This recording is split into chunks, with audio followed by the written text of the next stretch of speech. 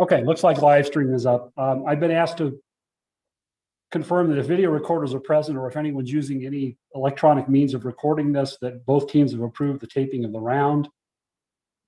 Coaches in gallery are not permitted to tape the trials without permission. I've been asked to inform the teams as well as gallery members that the Colorado Bar Association may be taking photographs of the competition during the round. I'm not sure if they can do that when we're doing it virtually. I know when they're live, they do that. Team participation in the state tournament grants automatic permission and the use of these photos by the Colorado Bar Association.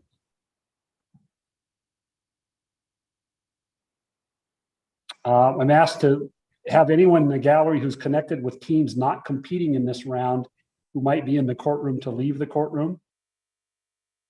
I'm asked to remind the teams that no recesses will be allowed with the exception of those granted for a health emergency. Certainly if somebody has a health emergency, let us know and we can take a break. But otherwise, no recesses, especially not between the end of witness examination and the beginning of closing arguments. These photos by the Colorado Bar Association. Not sure what caused that. I have discretion to stop time for technical difficulties if we have any. We had some in the last round, hopefully won't this round. We think we've already checked to make sure that there aren't any conflicts for the scoring panelists, and there aren't. I want to remind the teams and coaches that any disputes arising out of this competition must be reported in accordance with the competition rules. I also want to remind everyone that no one other than the participants should be in the rooms with the participants during the competition. I want to remind the teams that compliance with time requirements will be considered in scoring individual performances. I need to confirm that no coach or team member, again, is seated in a room physically with the participants. If I could have the plaintiff please introduce yourselves to the scoring panelists and to the court. Good afternoon. My name is Jordan Bard. I'll be conducting the direct of Dakota Weirs, the cross of Dr. Williams, and the opening statement. Thank you. Good afternoon. My name is Dianara. I will be conducting the direct of Carson Durst, the cross of Skylar Weirs, and handling preliminary matters. Good afternoon. My name is Zoe Fleming. I will be directing Dr. Casey Rogers, performing the cross of Blake Doncourt, and performing the closing argument. Your Honor, at this time, may our witnesses introduce themselves? They may. Thank you. Good afternoon. My name is DJ Quinn, and I will be portraying Dakota Weirs. My name is Sasha Laytak, and I will be portraying Carson Durst. My name is Ben Harriman, and I will be portraying Dr. Casey Rogers. All right. Thank you, everyone. Introductions on the defense side, please. Yes, Your Honor. My name is Emma Eastland, and I will be delivering the cross-examination of Carson Durst, as well as the direct examination of Dr. Casey Rogers, or of Dr. Devin Williams, and the closing arguments on behalf of the defense. At this time, I'd like to ask permission for my co-counsels to introduce themselves. Permission granted.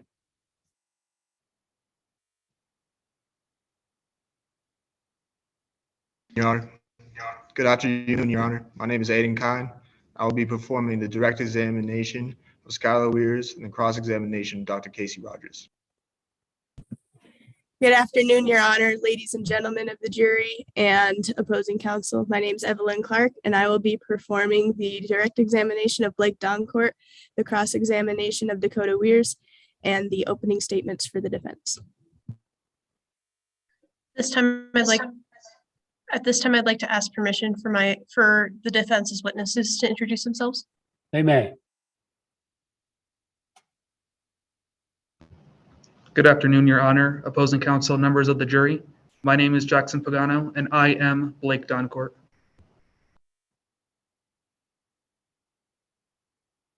Good afternoon, Your Honor, jury, and members of the opposing counsel. I'm Jasmine Perez, and sorry about that, my apologies. Good afternoon, Your Honor, jury, and members of the opposing counsel. I'm Jasmine Perez, and I will be portraying Skylar Weirs. Good afternoon, Your Honor, the jury, and members of opposing counsel. My name is Andrew Sr., and I will be playing Dr. Devin Williams. All right. Thank you, everyone. Next thing I need to do is get everyone sworn in. We will start with team members. If I can have team member attorneys, raise your right hands for me. There's an oath I need to administer. Team members, do you promise that the presentation you're about to give will faithfully and truthfully conform to the facts and rules of the mock trial competition? Okay, I see head nods all around. If I could have witnesses now raise your right hands for me. Witnesses, do you promise that the testimony you're about to give will faithfully and truthfully conform to your witness statements, that you will not add material facts or opinions which are not contained in the case problem, and that you will follow the rules and procedures of the mock trial competition? All right, I see head nods all around with that. I can't see gallery members, but if gallery members will raise their right hand. Gallery members, including teacher and attorney coaches, family members, and friends, do you promise to represent yourselves as positive role models and to behave in a manner that exemplifies ethical and professional sportsmanship during and after this mock trial round? I am going to presume that all of the gallery members have answered the oath in the affirmative. Scoring panelists, if I can have you raise your right hands. Scoring panelists, do you promise to adjudicate the mock trial competition as fairly and objectively as possible in accordance with the facts, procedures, and rules of the mock trial competition? I do. All right. Can I ask the scoring panelists, do you have everything you need for us to start? Good to go. Judge, can we hold on 1 second? I have a Carol Gill waiting to get in from the waiting room, and everyone said that their team was present. So I'm just wanting to double check that that is not somebody's witness or someone. Okay. Do any participants recognize that name? No? No, Your Honor. Okay, thank you. All right, I think that we are ready to get started then. Plaintiff's opening statement when you're ready. Your Honor, if I may, Yes. can we do preliminary matters? I'm sorry, I apologize. You very definitely can do preliminary matters. Does the plaintiff have any preliminary matters you want to address? Yes, Your Honor. Your Honor, do you have a copy of our trial roster? I do, thank you. Your Honor, do the scoring panelists have a copy of our trial roster? I believe they've all confirmed that they do, yes. Your Honor, do you have copies of all the exhibits and stipulated facts from the court case? I do. Your Honor, permission to stop time in case of technical difficulties? That's granted, and I'll let the timekeepers know if we need to stop time. Your Honor, the plaintiff requests that the witnesses refer to the exhibits instead of screen sharing. Any objection from the defense to that? No objections, Your Honor. In fact, the defense would like to also. Okay, granted. Your Honor, permission for exhibits to be constructively published to the jury after the exhibit has been admitted into evidence. Any objection from the defense? No objections, Your Honor. All right, that's granted as well. Your Honor, permission for the plaintiff to reserve time on the closing for rebuttal. You may. The plaintiff asks that the same privileges excluding time for rebuttal be granted to the defense. Court grants that request. Thank you, Your Honor. No further preliminary matters. All right, with the same things granted to the defense, does the defense have any preliminary matters to raise? No further preliminary matters, Your Honor. All right, thank you. And I apologize for not remembering to allow you to address preliminary matters. All right, now I think we're ready for plaintiff's opening statement. When plaintiff is ready, you can start when you're ready. Lush's money fears silenced Dakota Weirs. Dakota was a healthy prodigy destined for Juilliard. But right before the beginning of a talented future in piano, it all fell before his eyes. When he was ready to leave, he found he was unable to sit for a simple scale. He spent his entire life following in his grandfather's footsteps and pursuing the piano. He performed for listeners all over the state and was offered numerous scholarships. He participated in the National Honor Society and regularly volunteered. After all of his hard work, all of his dreams were coming true. As Dakota was set to leave for Juilliard, scholarship in hand, he began to feel sick all the time, with dangerous weight loss and chest pains and painful swollen lymph nodes. After many hospital visits and tremendous medical expenses and numerous doctors, he was diagnosed with non-Hodgkin lymphoma. Non-Hodgkin lymphoma is a cancer caused by exposure to environmental conditions such as pesticides. Dakota had been a landscaping technician since he was 14 years old and worked with a product called Lush Fertilizer, the company you see before you today. This product has a chemical compound called Darufo in it, which has been known to be carcinogenic in rats, which you'll hear from Dr. Casey Rogers. Lush developers had a concern about these carcinogens, but elected to ignore them and actions they could have and should have taken. This negligence rooted from the fact that the company desired to prioritize their income over safety. Lush's money fears silenced Dakota Weirs. We are here today because Drufo caused Dakota Weir's illness. You will hear from Dakota Weirs himself on how this illness has affected him, how everything he has ever worked towards crumbled through his fingers in a matter of months, how he can barely sum up the energy to do something that was his entire life. You will hear how Lush Fertilizer's lack of action has destroyed Dakota. You will hear from Carson Durst about how Lush blatantly ignored health risks with the knowledge of their consequences. Lastly, you will hear from Dr. Casey Rogers, who will provide a variety of evidence to connect Drufo and non-Hodgkin lymphoma. On the defense, you will hear from Blake Doncourt, founder and CEO of Lush Fertilizer, and how he decided to prioritize his profits over the safety of his customers. You will also hear from Skylar Weirs, Dakota Weir's twin, who is testifying against him in court today. Lastly, you will hear from Devin Williams, who leads the toxicology and research labs at Lush, and the lack of responsibility he decided to carry throughout his work. All of these witnesses will exemplify how Lush's money fears silenced Dakota Weirs.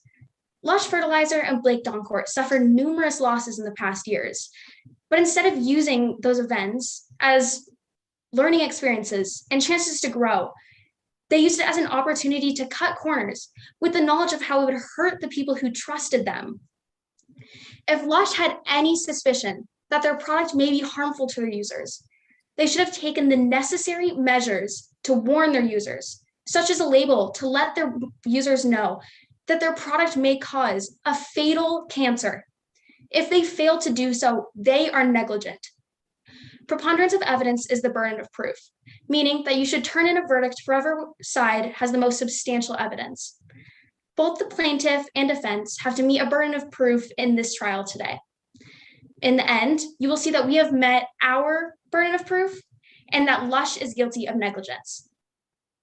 It is shown how Lush has decided to make the admittedly harmful choice simply because it was easier.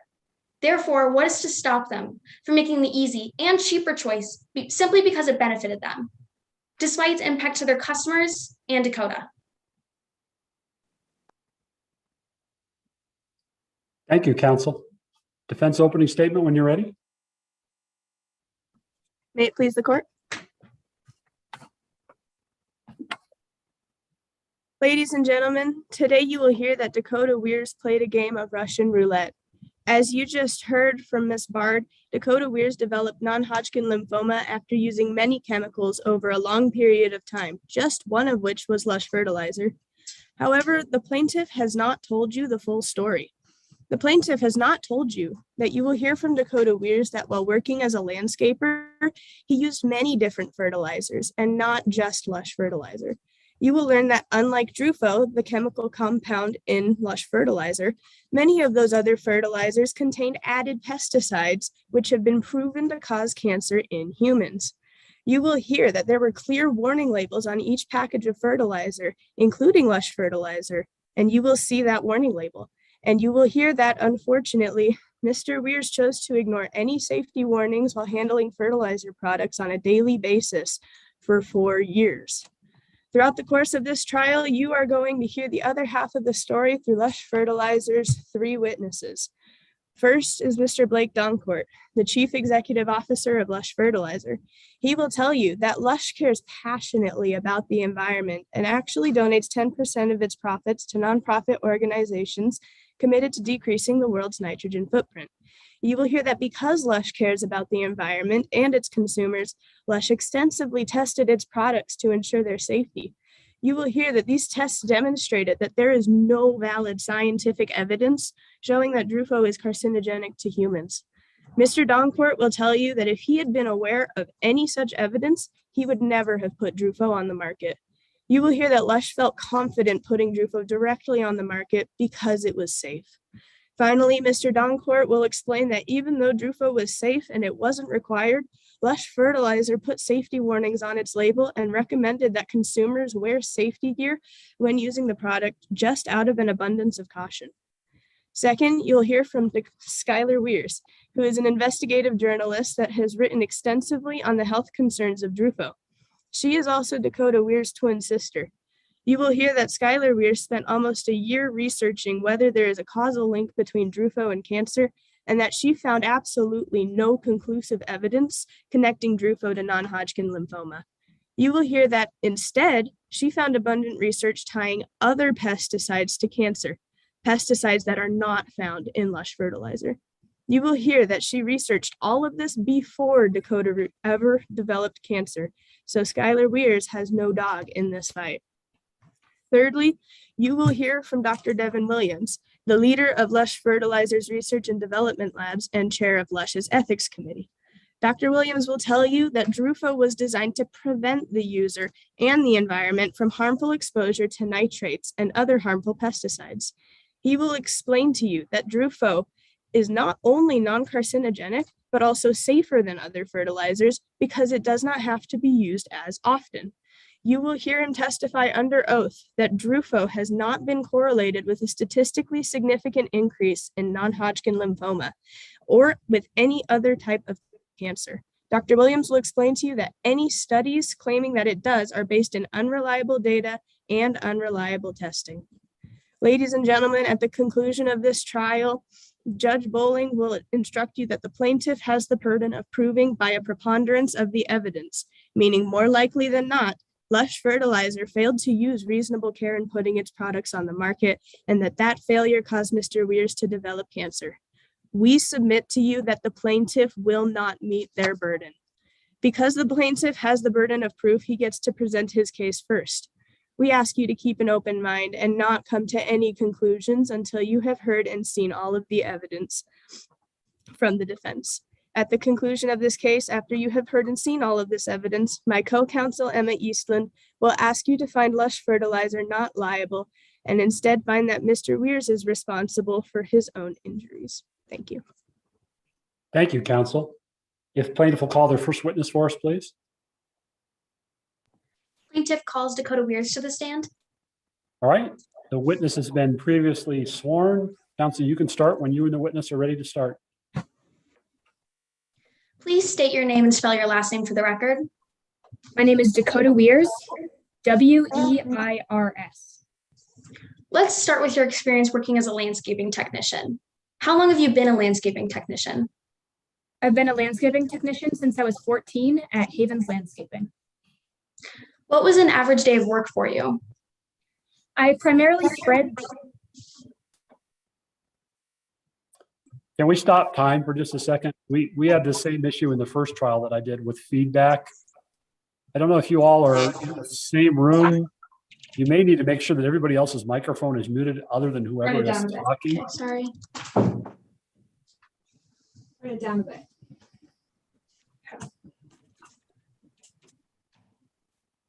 You may need to just each mute your microphone when the other one's talking. That might help with it. Let's go ahead and start time again and counsel pick up where you left off.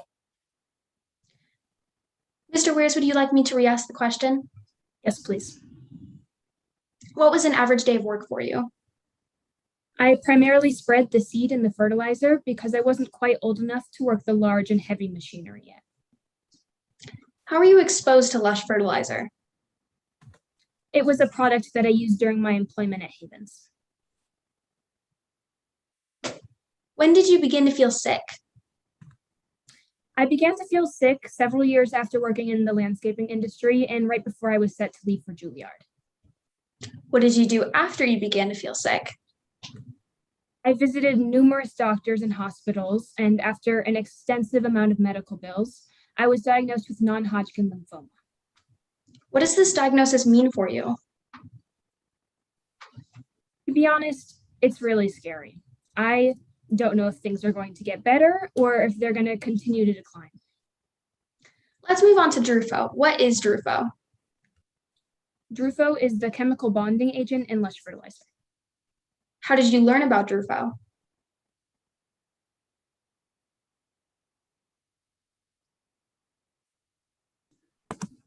I saw a news story about Lush fertilizer and their main ingredient, Drufo. What did you do after learning about Drufo?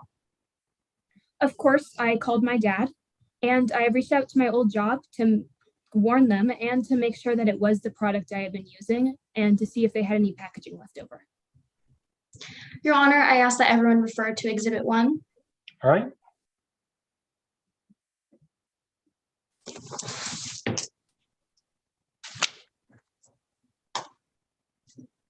Mr. Weirs, do you recognize Exhibit 1? What is Exhibit 1? It's a Lush fertilizer label. How do you know what it is? I used it during my employment at Havens. Is it a true and accurate representation of Exhibit 1? Yes. Your Honor, at this time, I move to admit Exhibit 1 into evidence. Any objection by the defense? No objections, Your Honor. One is admitted. What are the ingredients in Lush fertilizer? Drufo, nitrogen, phosphorus, potassium, calcium, and iron. Are there ingredients that you recognize on this label? Yes, I recognize Drufo. What warning signs are on the label? Keep out of reach of children, causes eye irritation, avoid contact with eyes or clothing. As with any spray fertilizer, utilize protective clothing that covers exposed skin. Use of a respirator or N95 mask is recommended. Users should wash hands before and after the use of this product. Does this document show any warnings that the fertilizer may be carcinogenic? No, it does not. Your Honor, I ask that everyone refer to Exhibit 2. All right.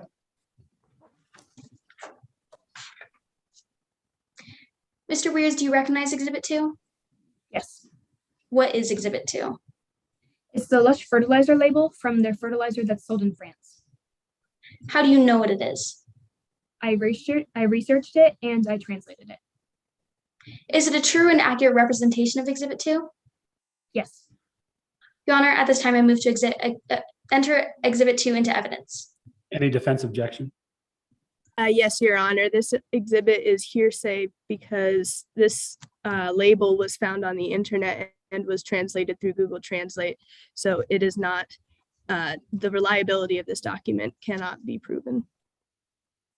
Counsel, your response? Your Honor, this label is still 801D2 opposing party statement as it is still Lush Fertilizer's label. All right, the court will overrule the objection and admit the exhibit. Go ahead, counsel.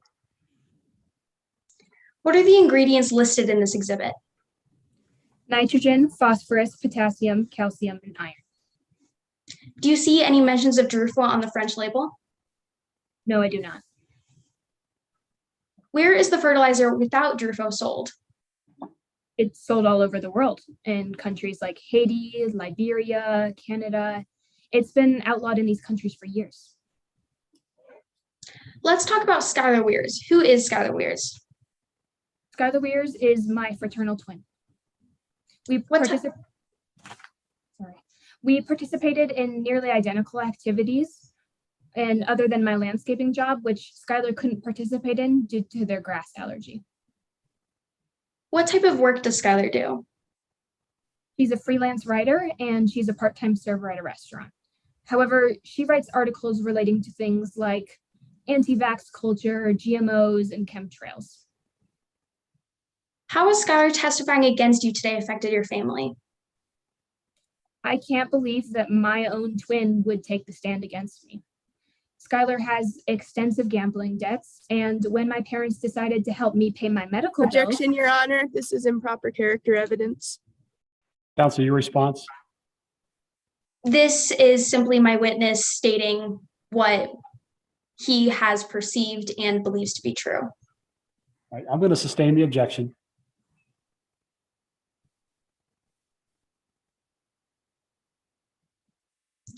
Let's talk about your health condition. What was your lifestyle prior to illness? I worked really hard in school and I tried to set myself apart from my peers. I was a member of the Honor Society and I worked extremely hard. I also volunteered regularly because community service is something that is extremely important to me. I volunteered at local homeless shelters, served food, and just tried to give back to the less fortunate members of my community. And now I can barely help around the house. When I was younger, my grandfather also helped me discover a passion for piano. He has since passed away when I was younger, but I think because of that, it has just grown my passion even more. And Objection, Your Honor. This is a narrative answer. Counsel, your response? All of the information my witness is giving is his lifestyle prior to being diagnosed with his cancer. All right, I'll overrule objection for now, but it can be renewed if it keeps going. It is getting close to being narrative. Go ahead, witness, continue. I have nothing else for that question. Mr. Weirs, what type of activities did you happen to do? I played piano, and because of my piano playing ability, I actually received a full ride scholarship to Juilliard, which was something that I was, of course, extremely excited about. But I have since had to defer that scholarship because there is no way that I could complete such a rigorous program in my condition. What monetary damages have you suffered? Of course, my medical bills and my inability to attend Juilliard, but I also don't have any solid future of income. How has non-Hodgkin lymphoma affected your everyday life? Besides my swollen lymph nodes and my severe shortness of breath, I can no longer sit for long periods of time due to my constant fatigue, which has obviously caused my inability to play the piano. And because of that inability, not only was it something I was extremely passionate and excited to pursue, that was my connection to my grandfather. And without that, I feel like I lost him for a second time. No further questions, Your Honor. Cross-exam by the defense? Yes, Your Honor. May I proceed? You may. Good afternoon, Dakota, and thank you for being here today. I understand that you're here because of your non-Hodgkin lymphoma. You believe the sole cause of this is your use of lush fertilizer, is that correct? Yes. You came in contact with this product when you were working as a landscaping technician for Haven Landscaping, is that right? Yes, I did. And you worked at Haven Landscaping for several years? Yes. During that time, lush fertilizer wasn't the only fertilizer that you used, was it? Yeah, but it's the only fertilizer that I use that has any connection that I know of to causing cancer. You used several other fertilizers and chemicals during the several years that you worked as a landscaping technician, is that right? Yes, but I haven't heard anything about those chemicals being dangerous. So you only chose to sue lush fertilizer? Yes, because none of the other chemicals have, I haven't heard anything that they were dangerous. You chose to sue lush fertilizer after watching a story on the news about Drufo, is that right? Yeah, somebody had leaked documents that Drufo was carcinogenic. I'd now like to talk about the precautions you chose not to take as a landscape technician. Isn't it true that you were always told to wear long sleeves when working with fertilizer at your job? Objection, hearsay. Counsel, your response? Your Honor, in lines 64 through 65 of this character's witness statement, it explicitly says that her boss told her to wear these long sleeves while she was working. Your response to the assertion that it's a out-of-court statement offered for the truth of the matter asserted? It is not being stated for the truth of the matter, but rather for the effect it had on the listener. All right, the court will overrule the objection. Go ahead. Isn't it true you were always told to wear long sleeves while you were using fertilizer at your job? Yeah, I was, but basically none of my other coworkers did either. Isn't it true you were always told to wear long pants when you were using fertilizer at your job? Yes. Isn't it true you were always told to wear gloves and an N95 mask when you were using fertilizer at your job? Yes. Are you aware of any warning labels on the Lush fertilizer product? Yes, but nothing that it could have been carcinogenic. Do you still have a copy of Exhibit 1 in front of you, Mr. Weirs? Yes. Would you please read out loud in the second column on the label under user safety recommendations for me? As with any spray fertilizer, utilize protective clothing that covers exposed skin. Use of a respirator or N95 mask is recommended. Follow manufacturer's instructions for cleaning/maintaining personal protective equipment. Users should wash hands before and after the use of this product. Despite these warnings, you only wore shorts and t-shirts when you worked at Haven's Landscaping, correct? Yeah, and that was partially because of how hot it could get outside. And you didn't cover your face either, did you? Yes, for the same reasons.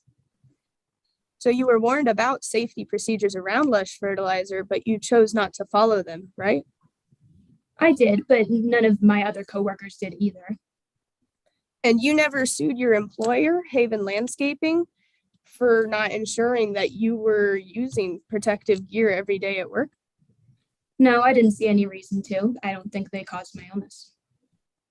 I'd now like to talk to you about the warning labels on the other fertilizers you used at Haven Landscaping. In addition to Lush fertilizer, the other fertilizers and chemicals you used often had some sort of warning on the packaging? They did, yeah.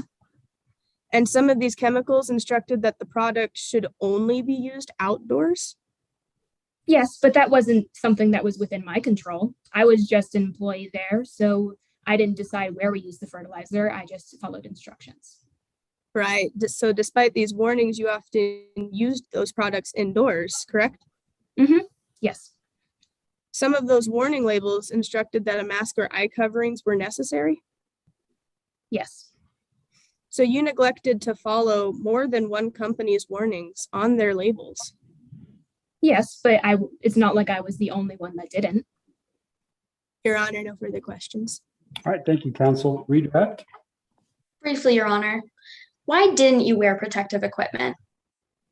Not only did basically none of my coworkers wear the protective equipment, it was also so hot outside. I mean, we've all been in Colorado heat, wearing all like long sleeves, pants, a mask, all of that in that heat could have been dangerous. Could you control where you used fertilizers? No, I was just an employee, so I had no say in what we did. I just did what my boss told me to do and place the fertilizer where I was supposed to. No further questions, Your Honor. All right, any recross? No recross, Your Honor. All right, thank you. Now this witness can step down if the plaintiff will call the second witness.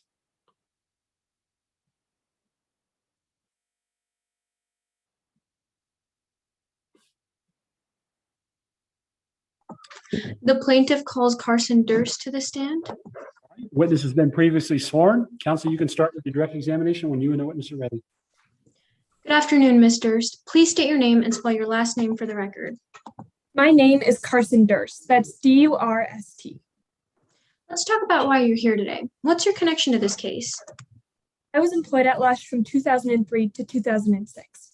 I was hired as an intern straight out of college, and after only 3 months, I got promoted to product development engineer, which was actually very exciting. What work did you do as a product development engineer? I specifically worked on the research of a particular chemical compound in Drufo and the safety surrounding that compound. Let's talk about Drufo. What is it? Drufo is the chemical bonding agent in Lush fertilizer. Was Lush working on anything related to Drufo when you joined the company?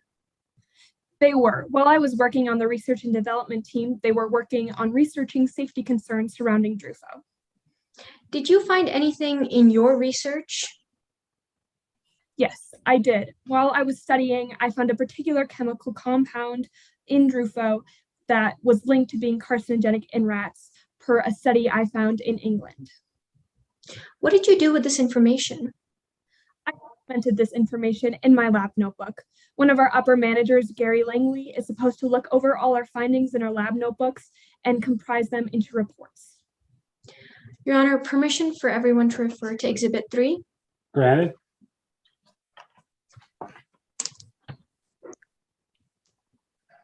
Ms. Durst, do you recognize Exhibit 3? I do.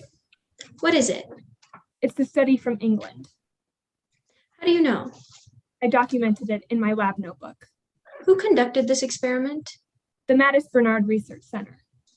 Was this a publicly available study? It was. Do scientists often summarize their research in a study? Yes, they do. Ms. Durst, is this a true and accurate copy of the study and its results? Yes, it is. Your Honor, at this time, I move to admit Exhibit 3 into evidence. Any objection? Yes, Your Honor. The defense has objections on two fronts. The first being that this document is hearsay. It was not penned by the witness, and we have no way of verifying that what this witness claims that it was a publicly available study.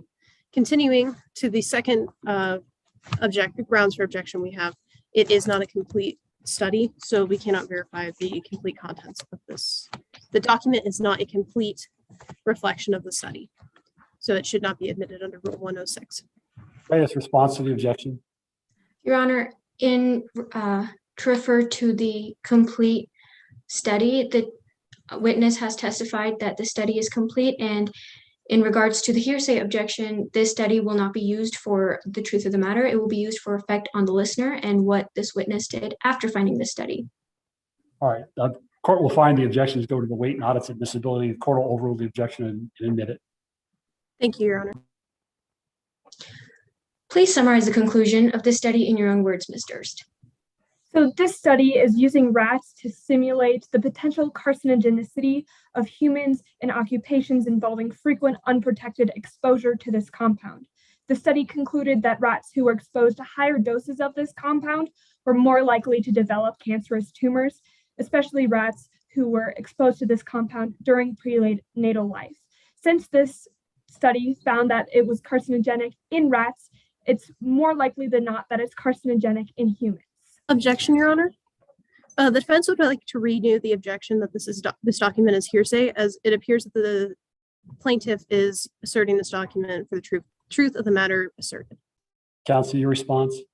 Your Honor, that question was to lay foundation for my next question, which is the study's relevance to this case. All right, I'll overrule the objection. Go ahead. Ms. Durst, please explain the study's relevance to this case. Well, since this study found that this compound was carcinogenic in rats, and it's most likely carcinogenic in humans, and this compound is in Drufo, well, then Drufo is carcinogenic.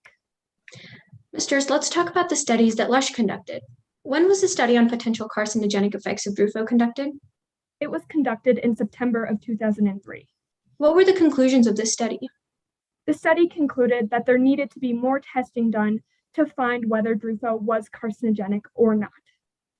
Was anything mentioned about non-Hodgkin's lymphoma? Non-Hodgkin's lymphoma wasn't specifically mentioned, although risks would include non-Hodgkin's lymphoma. Was there a turning point to your career at Lush? There was, and it happened right after this study came out. All of a sudden, I began being criticized for the quality of my work, and I was accused of just skating along, which was honestly really hurtful because I thought I was doing the best I could. Did this affect the assignments you were given? Yes, I started receiving all the assignments that nobody wanted. What did you do about the negative treatment you were facing? I kind of just stuck with it. I thought eventually that it might go away, but after a while, it became evident that Lush was going to fire me. So I began looking for other jobs, and it only made sense to stay in the same field. So I applied for a job at Terra's Greenery. Did you face any pushback from Lush for this decision? I did. When I had began working for Lush, I signed a non-comp agreement with them, stating that I wouldn't disclose trade secrets, which obviously I don't think I did, but Lush feared that I would. How was this conflict resolved? A settlement was reached where I wasn't allowed to work for Terra's Greenery for a period of 6 months. Ms. Durst, did you disclose any trade secrets? Of course I didn't. Terra's Greenery is a very large company. They have enough resources and funding to create products that can outperform Lush's equivalent without Lush's help. Let's just briefly touch back on the studies that you mentioned that Lush conducted. Your Honor, permission for everyone to refer to Exhibit 4. Granted. Ms. Durst, do you recognize Exhibit 4? I do. What is it? It's an email I received while employed at Lush. How do you know? Because I received this email. Ms. Durst, is this a true and accurate copy of the email that you received? Yes. Your Honor, at this time, I move to admit Exhibit 4 into evidence. Any objection by the defense? Yes, Your Honor. The defense objects to this document on two grounds. The first being that it is a hearsay document, not penned by the witness. And the second being that it is a confidential document and should not be allowed into the courtroom, the public eye, without due process. Plaintiff's response. Your Honor, in regards to the hearsay objection, Rule 801D2, this is a statement made by the opposing party. This email was sent by an employee of Lush, making the statement one that was made by the opposing party in this case. And can I get the second objection again, please? It's a confidential document? Yes, Your Honor. Your Honor, in regards to this case, it has been necessary to look at records that Lush has held in order to really understand whether the company was negligent in its procedures and whether it really did put out a product that had concerns raised about it. All right, objections overruled. 4 is admitted over the defense objection. Go ahead, counsel. Who are some notable people that received this email, Ms. Durst? Well, Alex Monroe, who was an upper manager at the time I was at Lush, Blake Doncourt, who's a CEO of Lush.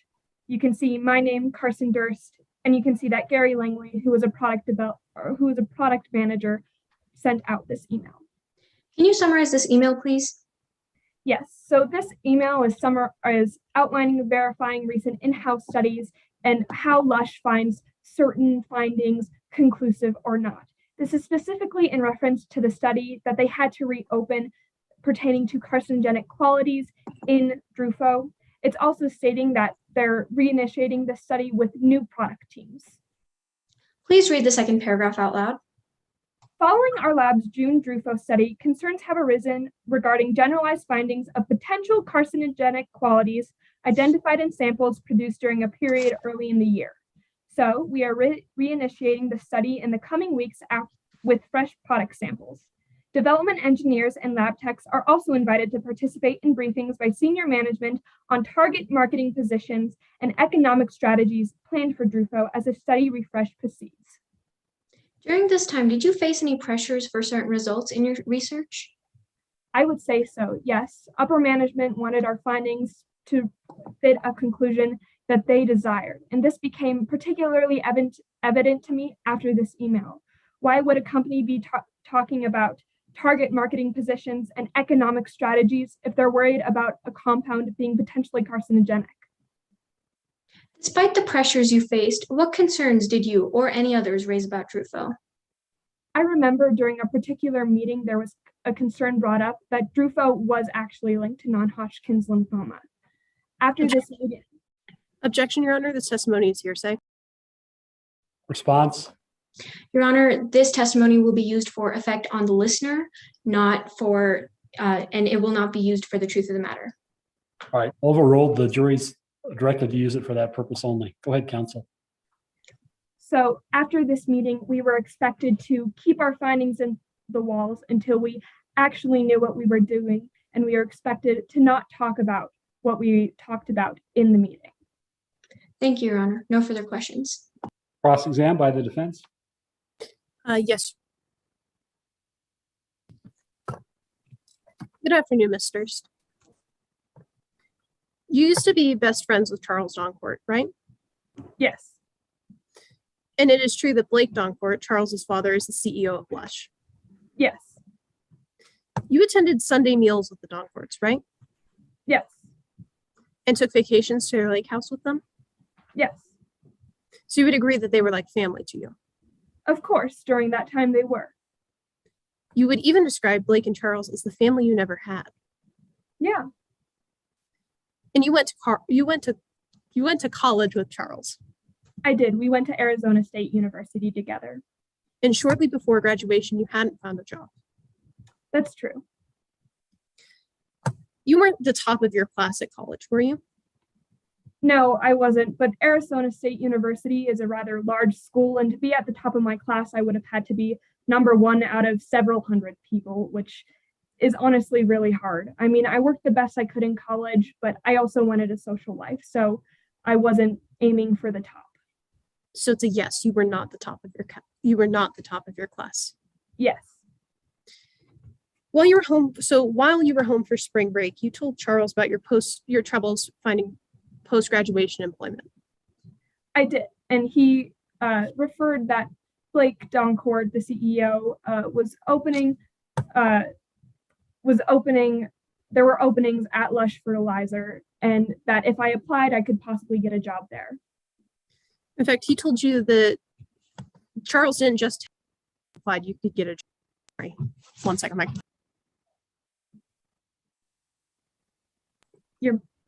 Sorry, thank you. Sorry. Charles didn't just tell you that if you applied, you could get a job. He told you that his dad, Blake Doncourt, would pull some strings for you. He did tell me that. And honestly, I'm kind of disappointed in Blake for that, because I worked very hard for that position and I worked very hard in college to get that position. I feel like I was just as qualified as anybody else. And if Blake Doncourt was willing to pull strings for me, who knows who else he was willing to pull strings for. So after Charles told you that strings would be pulled to get you into the company, you did get that job. I did. Even though positions like it are hard to come by for people who have no experience, such as yourself. That's true, but as I got this position, I went through the same training and certification any other person in this position would have gone through. So as doing that, I would have been qualified for this position. So you found one study indicating that Drupal might be carcinogenic in rats, correct? Yes. But you never found any studies indicating Drupal might have hazardous effects on people, did you? No, I didn't. But Lush Fertilizer was specifically testing that at the time I was working there. And the study you found done on rats didn't mention anything about non-Hodgkin's lymphoma specifically, did it? No, but risk factors would include non-Hodgkin's lymphoma, so would cancerous tumors. It's true that the study didn't mention anything about non-Hodgkin's lymphoma, though. That's true. I would like to shift your attention to your work performance at Lush. Towards the end of your employment, you received less than favorable performance reviews, correct? I did, and I honestly think that was because other members of my team were jealous of me. In fact, you received an absolutely abysmal performance review in early 2005. I did, and I received that performance review after the study that Lush had conducted, whether the compound was carcinogenic or not. And I believe that was actually because of what I found during that study that I got abysmal performance reviews. So even after these abysmal performance reviews, you weren't fired, were you? Not immediately. No, I was put on a performance improvement plan, and those plans are expected to let the worker work their way up to being off that plan. In fact, you ended up working for Lush until late 2006, right? Yes. And so despite the scathing performance reviews, Lush still kept you as an employee. They did. Your work was also criticized as being of lower quality as well, right? Yes, this was specifically from senior managers of my team, and I feel that was because I initially progressed quickly through the company. And furthermore, you were accused of being untouchable in the workplace due to your relationship with the Doncourts, right? That was the accusations they were making, but whether they were true or not wasn't exactly, I don't believe they were true. You no longer work at Lush, though, do you? No, I don't. You started to work for Terrace Greenery, right? Yes. And you had already been hired before you left the company, before you were fired. I was hired before I was fired, but again, a legal battle ensued, and I wasn't allowed to work there for a period of 6 months. So I wasn't working at Lush during that time, or Terrace Greenery. And it's true that Terrace Greenery is Lush Fertilizer's biggest competitor. That is true. And the reason I applied at Terrace Greenery is because the fertilizer industry isn't very large. And if I wanted to get the same paycheck I was receiving at Lush, I had to apply for one of the bigger companies. Also, because the fertilizer field is so small, only few companies were hiring at that time, and our Terrace Greenery was one of the only companies that was hiring. So despite the fact that your degree as a chemical engineer would allow you to work anywhere, you still left Lush for its biggest competitor. I did, and again, that's because not a lot of companies were hiring at the time, and I wanted the same salary I was receiving at Lush. And it's true that you left Lush for Terrace because you thought it would anger Blake, right? That is true. That's why I initially was applied for Terrace Greenery. But honestly, I'm over that now. In fact, you specifically said you did it because you thought it would get Blake's goat. I did, and that was honestly out of anger. I had just gotten out of a really heated discussion with Blake, and I was feeling really angry at the time. So it's a yes. You took that job because you thought it would anger Blake. Yeah, I took the job initially because I thought it would anger Blake, but honestly, that's not why I'm here now. I really care about fertilizer and I really care about how it does. And I care about Terra's Greenery's mission in decreasing pollution around the world. Thank you, Your Honor. No further questions. All right, any redirect? Yes, Your Honor. Ms. Durst, despite Blake Doncourt offering you a job, do you believe that you were qualified for the job you were given? Of course, I believed I was qualified. Although it was one of the first jobs I got out of college, I worked just as hard as anybody else, I think, and I certainly had the knowledge to be qualified for that job. When did you begin getting your bad performance reviews? I began receiving those views after the in-house study on whether Drufo was carcinogenic or not happened. Why do you believe you were put on a performance improvement plan? I believe I was put on a performance improvement plan because of the study I found that indicated that the compound I was researching was carcinogenic in rats, which I had mentioned during the study whether Drufo was carcinogenic or not. And I believe the company really didn't like that. Did you have positive relationships with your coworkers? No, I didn't. Did you choose to work at Terra's Greenery because you wanted to stay in the same field? Yes, I did. And it was also because I didn't get along with anybody at Lush. Thank you, Your Honor. No further questions. Any recross?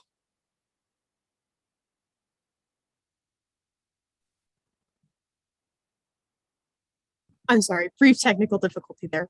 Only a single question, Your Honor. All right. It's true that for almost 2 years after you started getting bad reviews, you were still an employee of Lush, right? Yes. Thank you, Your Honor. No further questions. All right, the witness can step down. If the plaintiff will call their third witness for us, please.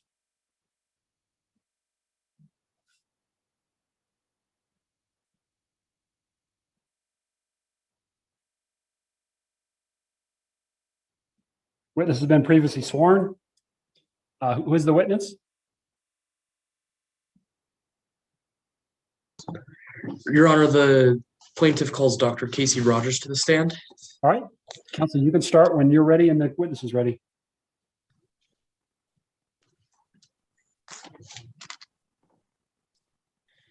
Good evening, Dr. Rogers. Will you please state your name and spell your last for the record? Casey Rogers, Rogers.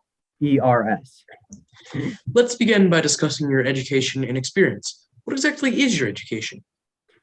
I have a PhD in agriculture and entomology from the University of California at Berkeley, and I also have my Bachelor of Science in agriculture and chemistry from Colorado State University. What did you do prior to earning your PhD? Prior to earning my PhD, I worked for a large multinationalist chemical company as a research analyst. Interesting. What were your roles as a research analyst? As a research analyst, my main role was really to support consultants and clients on how to solve specific business problems. What subjects do you research? I teach agriculture entomology introduction, agriculture entomology food crops, and herbicide selectivity in action. Your Honor, at this time, may everyone view what has been previously marked as Exhibit 7. All right. Dr. Rogers, do you know what this is? Sorry. Yes, I do. What is it? It is my research publications. How do you know? Because I made it. Is it a complete and accurate copy of your research publications? Yes, it is. Your Honor, at this time, I move to admit Exhibit 7 into evidence. Any objection? No objection, Your Honor. 7's admitted. Dr. Rogers, what are the majority of these research publications relating to? The majority of these research publications are relating to Drufo and the negative health effects of it. Have you conducted any studies around Drufo and/or its effects? Yes, I conducted a pretty extensive study on Drufo and its effects. Your Honor, at this time, I move to tender Dr. Casey Rogers as an expert in the fields of research analysis and agricultural entomology on the basis of education and experience. Voir dire or objection from the defense? Your Honor, at this time, the defense would like to perform a brief voir dire. You may, go ahead. Good evening, Dr. Rogers. I'm going to ask you a few questions about your qualifications, if that's all right. First, you are not a medical doctor, is that true? Can you repeat that question? First, you are not a medical doctor, is that true? No. You did not attend medical school, is that right? No, I did not attend medical school. You do not have a medical license, is that true? I do not have a medical license, no. You have never diagnosed a patient with non-Hodgkin lymphoma, is that right? I've never diagnosed a patient with non-Hodgkin lymphoma, but I have conducted extensive studies around it. I appreciate the explanation, Dr. Rogers, but I asked whether you diagnosed a patient with non-Hodgkin lymphoma. Is that a no? That is a no. Thank you. In fact, you've never diagnosed a patient with any type of cancer. Is that true? That is true. You've also never treated a cancer patient. Is that right? That's right. And this includes any patient with non-Hodgkin lymphoma, correct? That is correct. Yes, I'm not a doctor. Thank you. Your Honor, we have no objections to Dr. Rogers testifying in the field of agricultural entomology in general. However, we anticipate he will render opinions on medical causation and diagnoses, and specifically whether Drufo causes non-Hodgkin lymphoma. And for this, we ask that such testimony be prohibited. All right, well, you can raise those objections if that testimony is given. The court will accept the witness as an expert in agricultural entomology and research analysis. Go ahead with your direct exam. You're welcome. Go ahead with your direct exam, counsel. Dr. Rogers, what is non-Hodgkin's lymphoma? Non-Hodgkin's lymphoma is a type of cancer. It affects your white blood cells and it can make you immune compromised. What are symptoms of non-Hodgkin's lymphoma? Symptoms of non-Hodgkin lymphoma can include a fever, night sweats, anemia, loss of appetite, an itch all over the body, fatigue, things like that. How does a person contract non-Hodgkin's lymphoma? Well, they don't contract it genetically. It's usually through different environmental conditions, such as fertilizers. Let's move on to Drufo. What exactly is Drufo? Drufo is the chemical binding agent found in lush fertilizers. When did you first learn about Drufo? I first learned about Drufo right when it hit the market. How was Drufo developed? Drufo was developed by a team of scientists at Lush's research and development. Are there any safety concerns around Drufo? Definitely. There was a study conducted in Britain that proved that it was carcinogenic in at least rats. And if it's carcinogenic in rats, it is almost definitely carcinogenic in humans. Let's move on to your study. What procedure did you utilize for your study? My study consisted of people who frequently used Drufo, people who had only occasionally used Drufo, and a control group. So people who did not use Drufo at all. Who participated in this study? Well, the people who were very frequently exposed were farm laborers. The people who were only occasionally exposed were gardeners, and the control group were just people that had never been exposed to it. What did the study monitor? The study monitored the health effects of Drufo over a period of years. How were the participants exposed to Drufo? The participants were exposed primarily through the aerosolized version of the product, but also through their skin. What did the study find? The study found that people who had been frequently exposed to Drufo, the farm laborers, were 10 times more likely compared to the control group, and the people who had been occasionally exposed, the gardeners, were only 5 times as likely to contract non-Hodgkin lymphoma compared to the control group. No further questions. Cross-exam?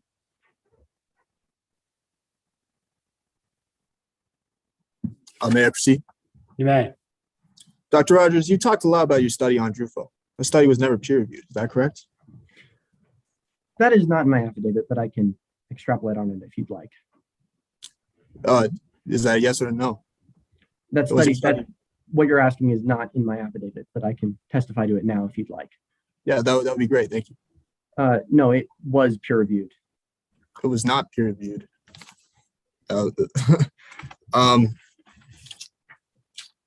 Under Dr. Williams' statement, it says that it was not peer reviewed, but we'll move on.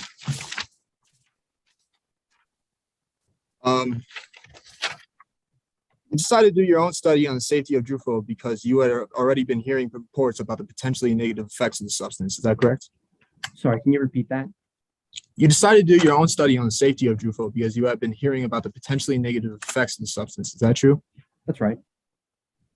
Isn't it true then, Dr. Rogers, that you already had the belief that Drufo may be carcinogenic in humans before you even started your study? Yes or no? Yes. Let's talk now about how your study was conducted. Your study did not compare the instances of cancer in farmers and gardeners who used Drufo to cancer in farmers and gardeners who did not. Is that true? I'm sorry, can you repeat that? Of course, yes. Your study did not compare the instances of cancer in farmers and gardeners who used Drufo to the instances of cancer in farmers and gardeners who did not. Is that true? I'm having a hard time understanding. Can you reword it? Yes. Your study did not compare the instances of cancer in farmers and gardeners who used Drufo to the instances of cancer in farmers and gardeners who did not use Drufo. In other words, I am saying, did your study... Yeah. Okay.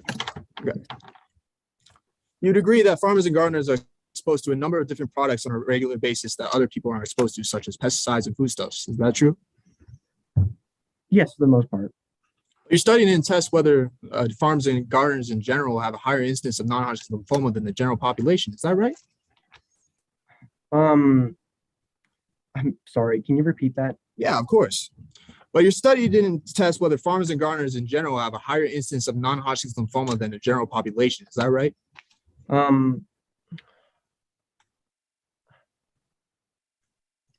Dr. Rogers, did your study test whether farmers and gardeners in general have a higher incidence of non-Hodgkin's lymphoma than the general population that does not include farmers and gardeners? Sorry, I'm blinking. No. Thank you, Dr. Rogers. As far as you are aware, you are the only person who has come to the conclusion that Drufo is carcinogenic in humans. Is that true? That's true, but like I said earlier, there was a study conducted in Britain that said it was carcinogenic in rats. And if it's, like I said, if it's carcinogenic in rats, it's almost definitely carcinogenic in humans. Thank you for your explanation, Dr. Rogers, but I asked whether you were the only person so far that has come to the conclusion that Drufo is carcinogenic in humans. Is your answer to that no? I mean, yes. Yes. All right. Dr. Rogers, this is your first time testifying as an expert in a trial like this. Is that right? Yes, although my research has been used in litigation before. But it's your first time testifying as an expert, correct? That's right. But you're hopeful it won't be your last. Is that true? That's true. And you're being paid for your testimony here today, correct? Yes. If the jury finds in favor of Mr. Weirs, you expect yourself to be at the forefront of several class action lawsuits. Is that true? Yeah, I feel like I'm totally qualified to be at the forefront of those lawsuits. And time again, you will be paid in these trials to testify. Is that correct? That's correct. Let's talk now about the recommendations you made based off your study. You recommend that anybody working with Drufo should wear long sleeves and long pants. Is that true? Yes, I do recommend that.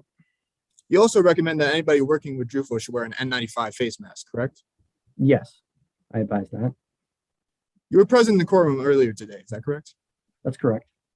Did you hear Mr. Weirs testify that he often ignored the precautions to wear these? I did hear that, but I also heard him testify that the conditions were hot, like so hot that it could have been dangerous to wear such protective equipment. You could be at risk of heat stroke. Are you aware, Dr. Rogers, that the label that Mr. Weirs used actually contained those safety recommendations? I am. Did you hear Mr. Weirs testify that he often ignored the warning to wear N95 face mask? Yes, but I also heard that most of the other people working there didn't either because it was very hot. But Dr. Rogers, these are your recommendations. Isn't that true? That is true, yeah. Dr. Rogers, your position is that Mr. Weirs bears no responsibility in his decision to disregard these safety recommendations. Is that correct? Can you say that again, please? Dr. Rogers, your position is that Mr. Weirs bears no responsibility in his decision to disregard these safety recommendations. Is that true? Well, he shouldn't disregard the safety recommendations. He also shouldn't wear something when it's dangerous too. But Dr. Rogers, your recommendation is that he does wear something. Is that correct? That's right, but you definitely shouldn't expose yourself to a risk of heat stroke. No further questions, Your Honor. Any redirect? Briefly, Your Honor. All right. Dr. Rogers, please listen as I read out the definition of a control group. It is defined as, quote, a typical use of control group in an experiment is which the effect of a treatment is unknown and comparisons between the control group and the experimental group are used to measure the effect of the treatment, end quote. Did your study have a control group in it? Yes, my study did have a control group in it. How many other studies do you know of which studied Drufo and its effects on humans? Sorry, can you repeat that? Yes. Do you know of any other studies which studied specifically Drufo and its effects on humans? Yes, lush fertilizers. And one final question, why do you want to be on the forefront of these legal battles? I'd like to be on the forefront of these legal battles because I'm qualified to be on the forefront of these legal battles. If anyone should be here, it's me. I know a lot about this. Like I've said, I've conducted a pretty extensive study on Drufo and the dangerous health effects of it. So I'm qualified. No further questions. All right, thank you, counsel. Any recross by the defense? No recross, Your Honor. All right, thank you. All right, I think that concludes the plaintiff's case. If the defense will call their first witness for us, please.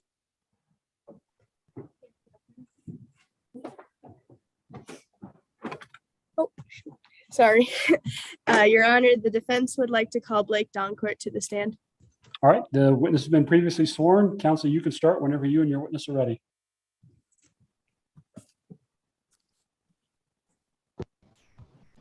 Thank you, Your Honor. May I proceed? You may. Good afternoon, Mr. Doncourt. Could you please introduce yourself, spelling your last name for the record? Good afternoon. My name is Blake Doncourt, Doncourt. Could you please describe your occupation to the jury? Of course. I am currently the CEO of Lush Fertilizers Incorporated. And what exactly does Lush Fertilizer do? Lush Fertilizer is a fertilization company that's in the business of improving the quality and longevity of our clients' lawns and gardens through the use of our flagship product, Lush Fertilizer. And what has led to the success of your company? I attribute the success of my company to the people working in our research and development team, who after many years have finally started production on a chemical compound known as Drufo. Is the only goal of your company to improve the quality of lawns and products?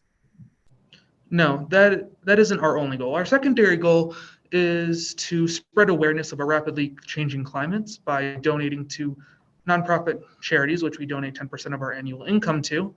And these nonprofit charities go about decreasing our nitrogen footprint, along with cleaning our oceans and educating the population on how we can help mitigate the rapidly changing climate that we face today.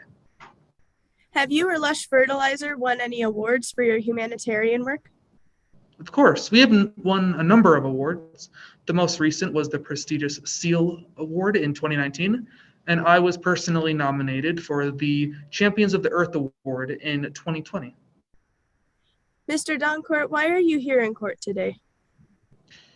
I am here in court today because, I'm here in court today because Mr. Weirs is currently suing my company under the allegations that our flagship product, Lush Fertilizer, caused his non-Hodgkin's lymphoma.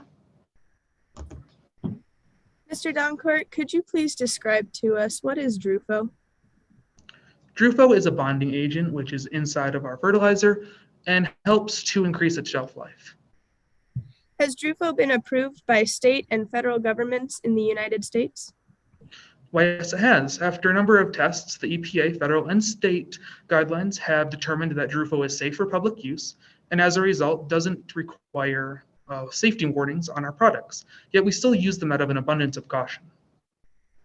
I'd like to switch gears now and ask you about a former employee named Carson Durst.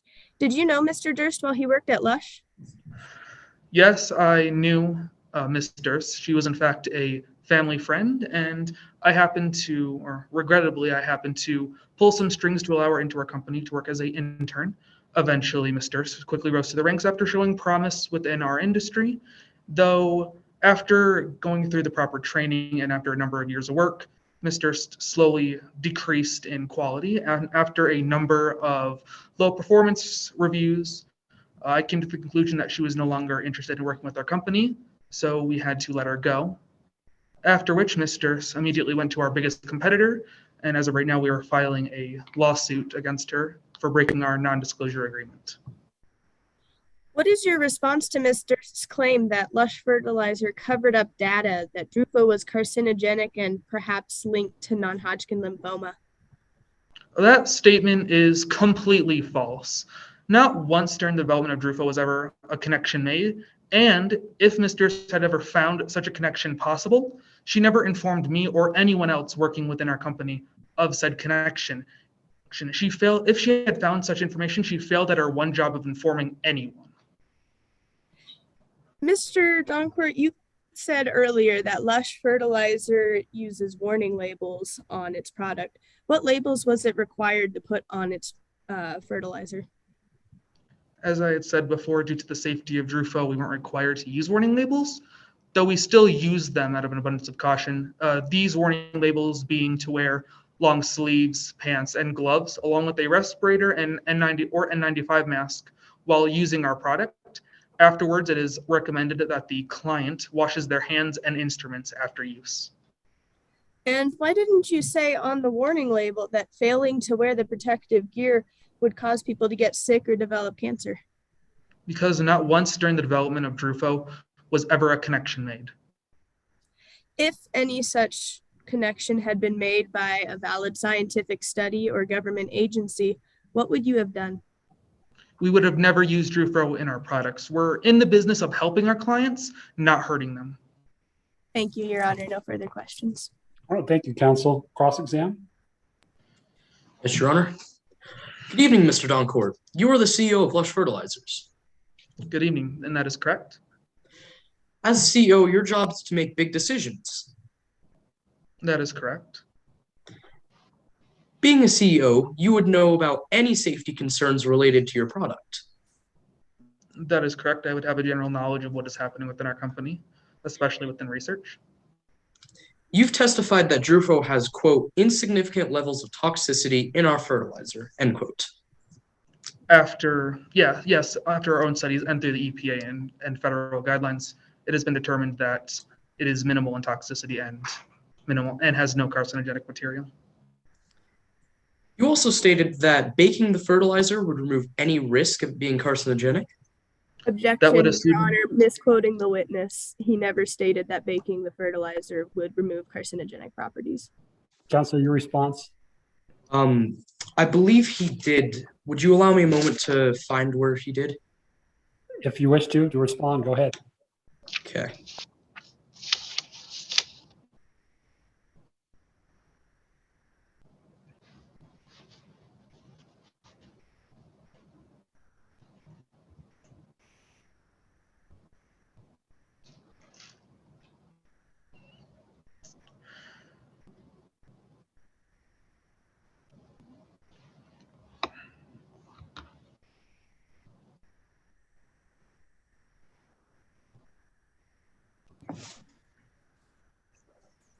It states on line 109 here that, quote, while baking the fertilizer would remove any risk that our fertilizer was carcinogenic, end quote.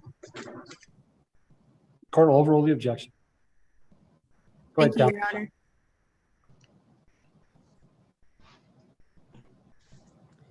Mr. Doncourt, you've also stated that the risk of carcinogenicity in your fertilizer was insignificant.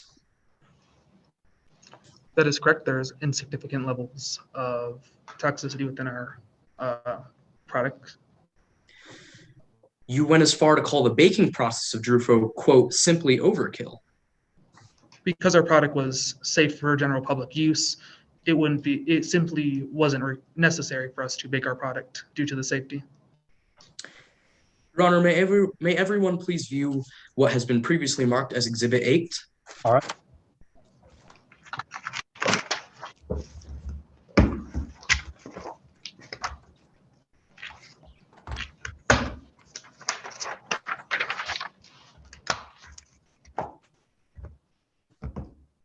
You know what this is.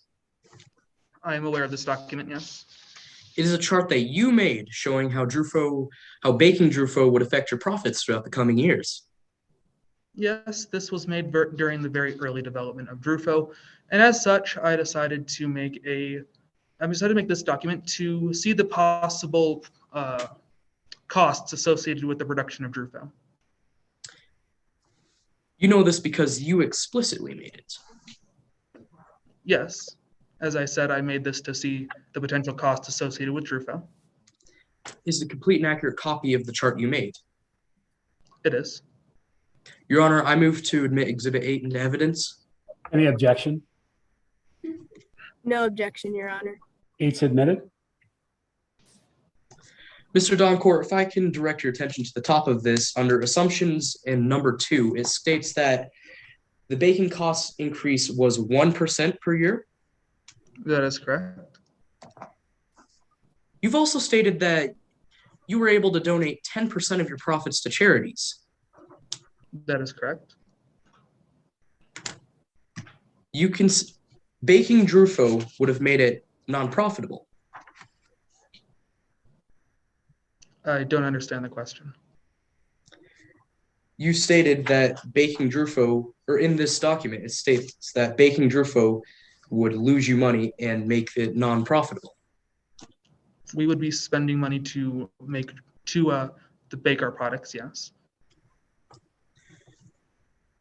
You donated so much money that you were hoping to win the Champions of the Earth Award in 2021.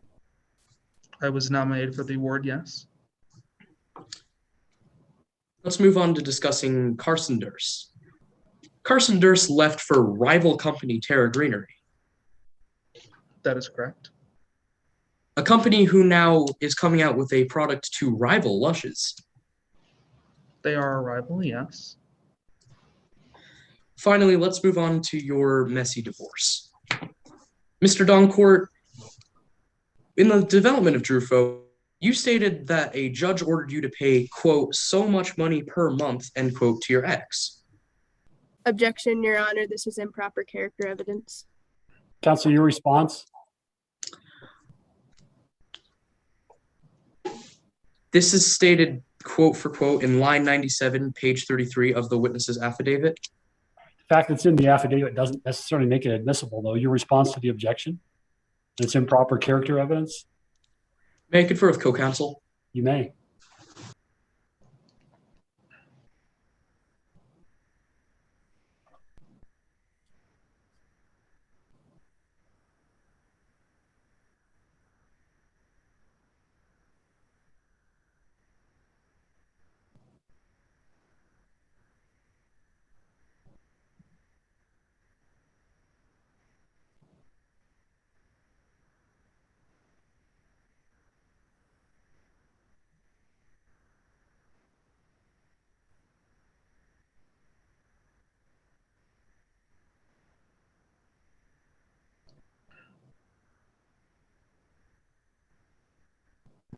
Your Honor, can I verify that this is not cutting into our cross-examination time? It shouldn't be. Thank you. Timekeeper is directed to stop time until he responds. Your Honor, its value is more probative than prejudicial, as what Mr. Doncourt was feeling and his potential to make rash decisions during the time of the development outweighs the prejudicial value. All right, the court disagrees. I'm going to sustain the objection. You can move on to another question. No further questions. Okay, redirect. Yes, Your Honor. Mr. Doncourt, you were asked a number of questions on cross about baking your fertilizer. What would it benefit your company to bake the fertilizer? Aside from the money that would be saved from it, there would have been no possible benefit through baking our product, as it has been determined that it is safe for general use, and as a result, baking would simply add to a higher cost and not actually help our clients in the terms of being safe. And what does that extra profit that your company gains from not baking the fertilizer go towards? The extra profit goes towards nonprofit charities to help our environment. The rest is put back into our company so that it may help us grow much bigger. Thank you. No further questions, Your Honor. Any recross? No, Your Honor. Okay. That should conclude this witness. If the defense will call their second witness, please.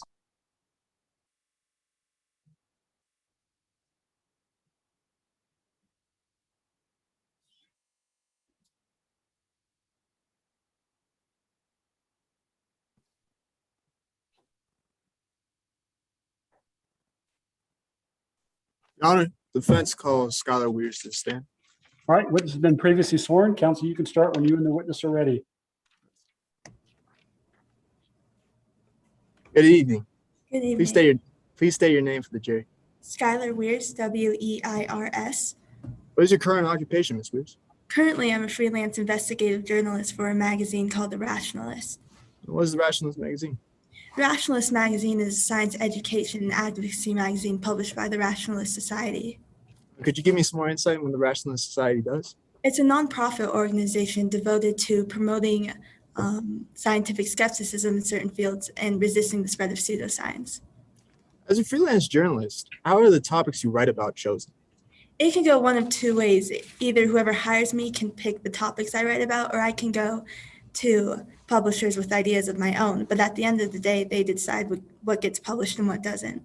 Ms. Weirs, do you ever allow your personal beliefs about a topic to influence your research or writing in any way? No, absolutely not. I believe it's my job as a journalist to completely remove my opinion and give the public a research that's fair and balanced. Do you specialize in any particular topics when writing for the Rationalist? Well, I've read about a variety of topics, but I most frequently write about commercial agriculture and modern agritech. And what research have you done in agricultural technology in particular? Well, some time ago, my editor picked me to write about a series of topics like genetically modified crops, modern agritech, and companies that specialized in modern agritech. And that's kind of how I got introduced to DRUFO. So for the majority of the year, I devoted all my time to researching and studying these topics. I would start by reading various publications issued by modern agritech companies, and then I would track down and read each of the studies cited in each of those publications to make sure I turned over every last stone. But a majority of my information comes from the USDA and NASDA. Your Honor, at this time, the defense moves to admit Skylar Weirs as an expert in the field of agritech, and Your Honor actually ruled on this in a pretrial motion of limity. And if I may read from the document on page 4 of the case study. All right, go ahead. By offer of proof, the defendant asserts it can show that Skylar Weirs spent considerable time researching agritech companies by reviewing publications written by those companies, research studies referenced in those publications, and information maintained by the USDA and the NASDA. If such facts are confirmed at trial, they are sufficient to establish the witness has specialized knowledge beyond that held by the average juror, and the witness will be allowed to provide testimony under Rule 702 regarding agritech.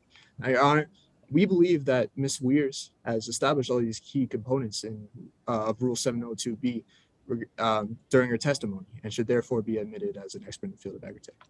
All right, I don't think that pretrial ruling precludes voir dire or objection from the other side. Any voir dire or objection from the other side? No, Your Honor. All right, the court will accept the witness as an expert in agritech. Go ahead, counsel. Thank you, Your Honor. Is there anything unique about Lush fertilizer, Ms. Weirs? It uses a truly revolutionary chemical called DRUFO. And what's so unique about DRUFO? Well, DRUFO has several benefits, one of them being that it's an effective pesticide, and another one being that it's an incredibly effective bonding agent. So it bonds to both Lush fertilizer's active ingredients and to the grass and prevents it from being washed away as quickly. You first stated that Lush fertilizer's product, DRUFO, was an effective pesticide. How does this benefit consumers?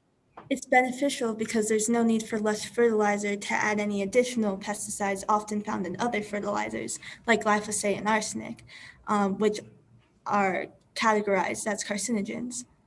Why is it important that we limit our exposure to glyphosate and arsenic? Because since they're considered carcinogens, if exposed to them, it could cause cancer in some individuals. The second point you brought up about DRUFO was that it was an effective bonding agent. How does this benefit consumers? Its ability to stick to the grass means that significantly less fertilizer needs to be applied and less often.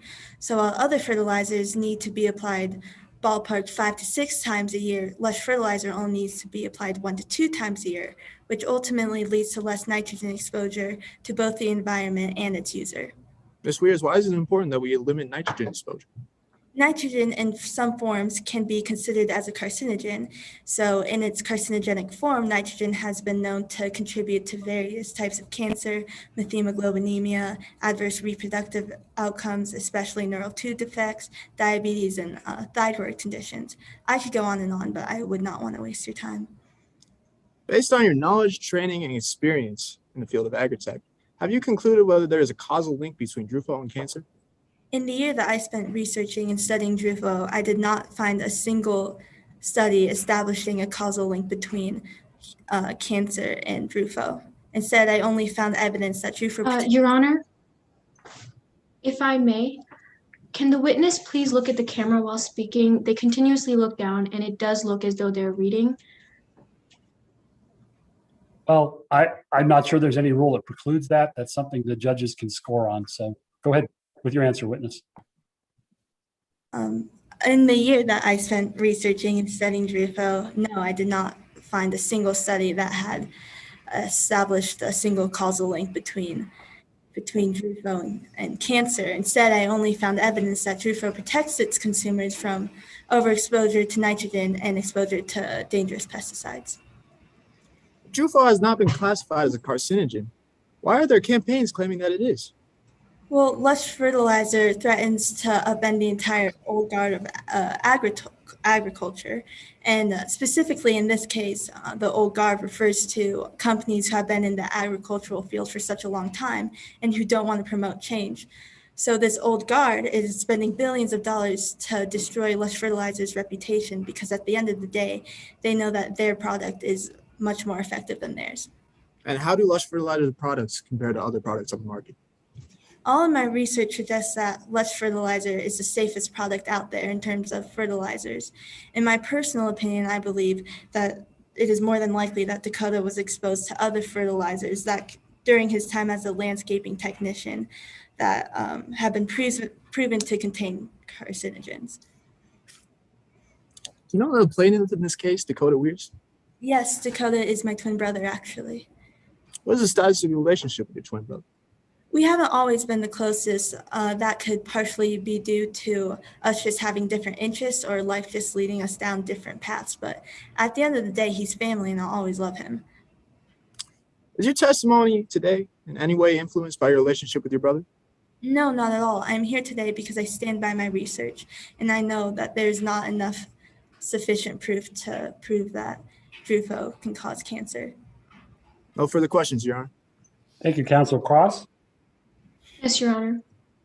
Hello, Ms. Weirs. Let's begin by talking about your current occupation. You write for The Rationalist, correct? I do, yes. The Rationalist is devoted to scientific skepticism. It is devoted to scientific skepticism. Scientific skepticism related to vaccines? Not necessarily. Scientific skepticism related to climate change? Yes. You have no formal education beyond your high school diploma, correct? No, I do not, but I don't believe that diffuses my credibility at all. You don't have formal training in journalism? No, but I do extensive research for every... Despite being an investigative journalist? I do extensive research for every article that I have written. Because you don't have formal training in journalism, you never learned the ethics of scientific reporting either.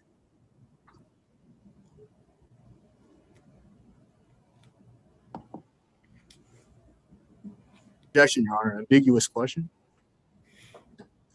Counsel, your response? Your Honor, this question is not ambiguous. It's in fact quite specific because I state that the question is, because you don't have formal training in journalism, you never learned the ethics of scientific reporting, which would include reporting on various scientific topics like vaccines, GMOs, modern agritech. Court doesn't find the question ambiguous. The objection's overruled. Witness can answer, please. Thank you, Your Honor. No, I have not had formal training in that. Let's talk about your gambling habits. You like to gamble, correct? Objection, Your Honor. The defense calls for a constructive sidebar. All right. Your Honor, plaintiff is trying to admit inadmissible bad character evidence And this line of questioning is going towards gambling and Ms. Weir's gambling thing, and it's therefore unadmissible because it's bad character evidence. Permission to Counselor? respond? Yes. Your Honor, this line of questioning has more probative value than prejudicial because it leans towards the witness's financial bias in this case. All right. The court doesn't think so. I'm going to sustain the objection. Move on. Thank you. You have been in debt for a few years now. Correct. Objection, Your Honor. Inadmissible bad character evidence as well. Oh, I'm not sure it's bad character evidence. Your response to the objection? Your Honor, once again, this is for the witness's financial bias in this case, and it does play a role because this witness is testifying against their twin and might be being paid by Lush Fertilizer. All right, the objection is overruled. You have been in debt for a few years now. Correct. You're barely making ends meet, You could say that. even with multiple jobs. Correct. Your father decided to stop paying your debt off for you. He did, yes. You and your twin are the only beneficiaries of your father's will. We are, yes. So if Dakota were to die, you would be the only beneficiary of his will. If he were to die, yes, that would be true. Let's talk about your research, Ms. Weirs. You stated that nitrogen contributes to the development of cancer. In some forms, it can. Lush Fertilizer contains nitrogen. It doesn't contain nitrogen, it bonds to nitrogen. There's a huge difference. If I may refer to Exhibit 1, Your Honor. You may.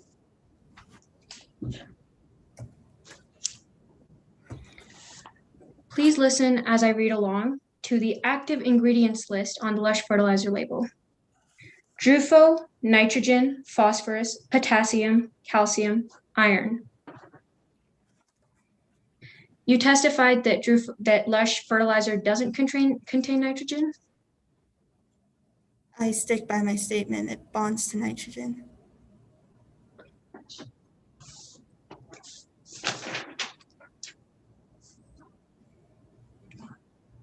In regards to this exhibit, however, Lush Fertilizer contains nitrogen as an active ingredient.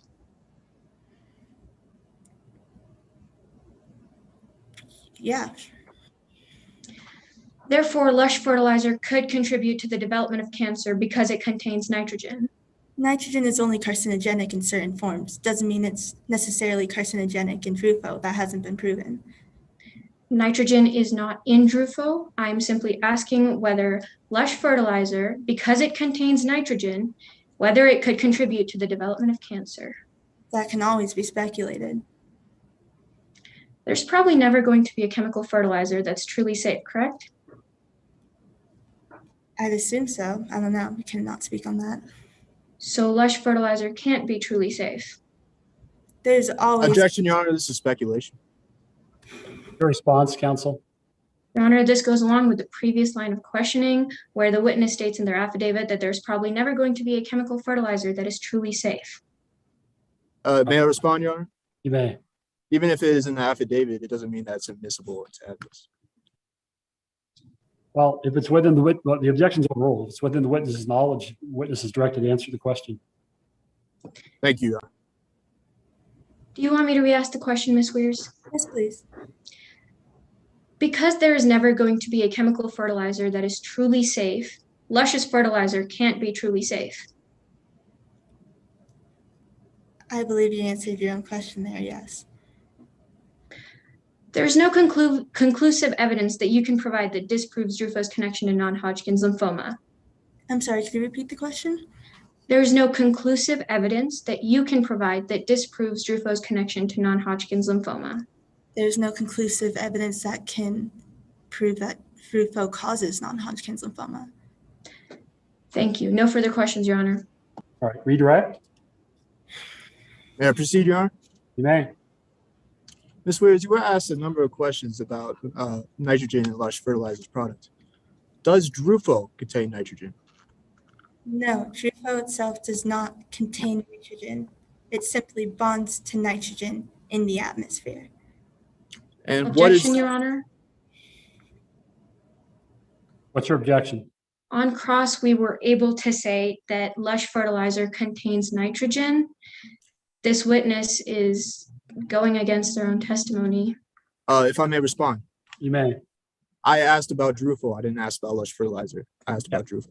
That was my understanding of the question. The objection's overruled. Go ahead, counsel. What is Mr. Weir's basis of this case? What is he suing for? He is suing because he believes that Drufel caused his non-Hodgkin's lymphoma. Not Lush Objection, Your fertilizer Honor. products. Go ahead. What's the nature of the objection? Ms. Weirs was speculating on her answer.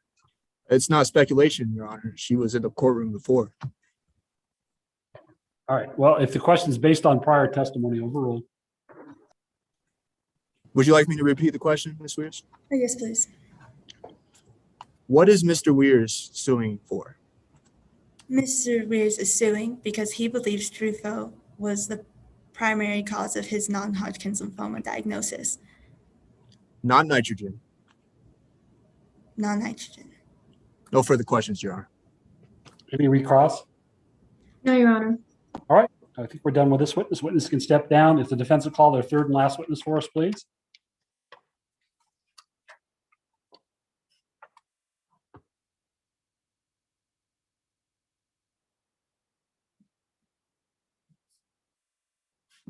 Sorry, my apologies. Yes, at this time, the defense would like to call the witness, Dr. Devin Williams, to the stand. All right. Witness has been previously sworn. Counsel, you can start with your examination when you and the witness are ready.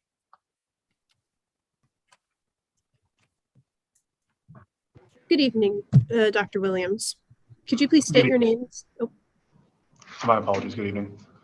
could you please state your name, spelling your last for the record?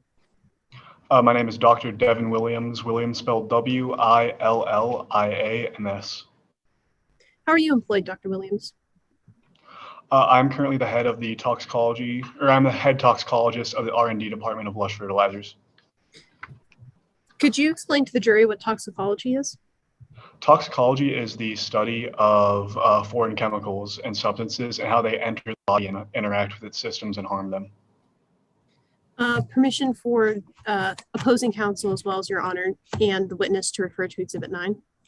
Granted. Do you recognize this document, Dr. Williams? Yes, this is a copy of my CV. Dr. Williams, is Exhibit 9 a fair and accurate representation of your education, certifications, and professional experience? Yes, it is.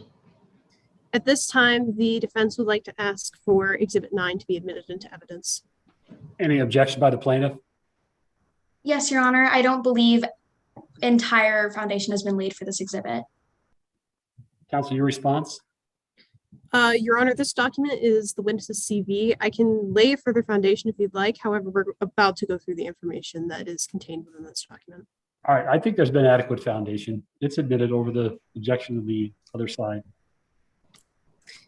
I would like to walk through your CV. If the jury and Your Honor could please, the jury, Your Honor, and opposing counsel could please follow along.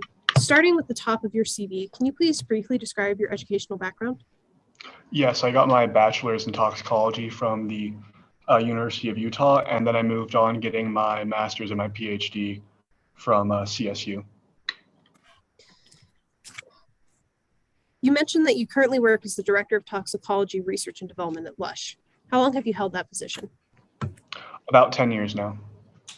What are your responsibilities in that position?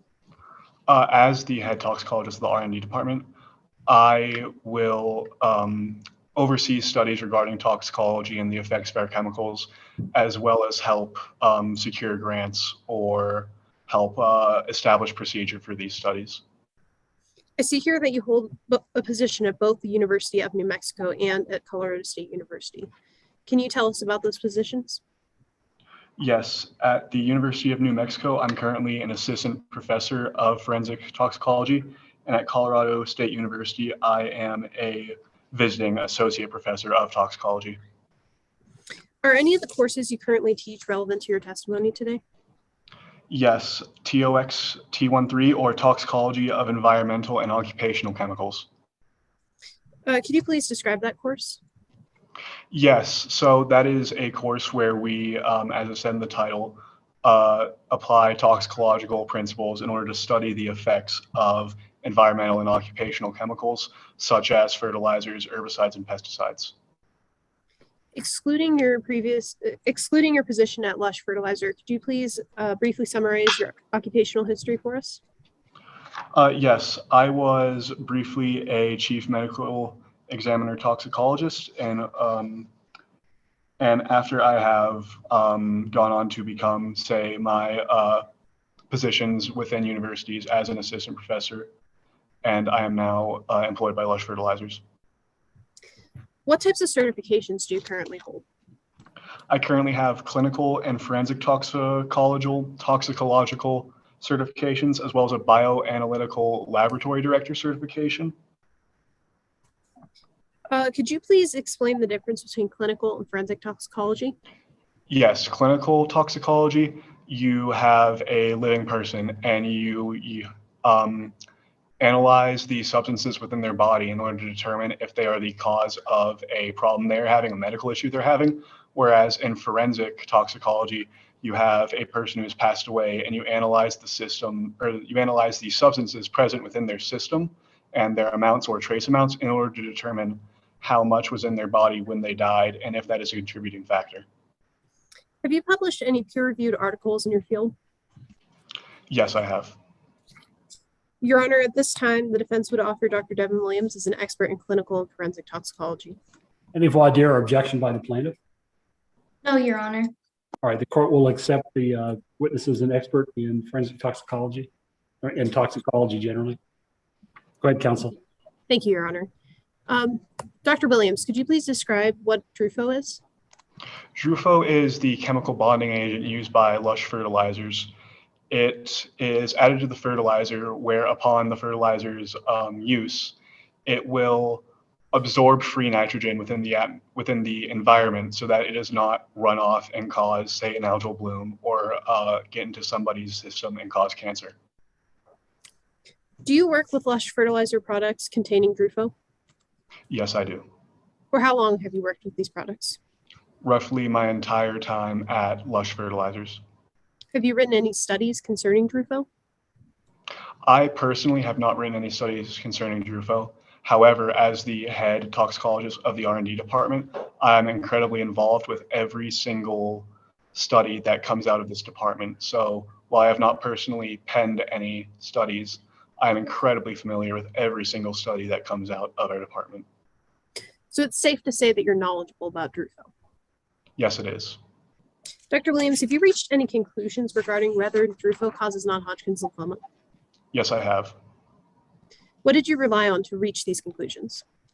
I relied on my own research at the, I relied on the research of the toxicology department and the R&D department, as well as my education in order to form conclusions on how this molecule works. And what conclusions have you reached? That DRUFO does not cause non-Hodgkin's lymphoma. Is there any statistical link between, statistically significant link between non-Hodgkin's lymphoma and DRUFO? There is no statistically significant link between the use of DRUFO and the development of non-Hodgkin's lymphoma in humans. Is there such a link between DRUFO and any type of cancer?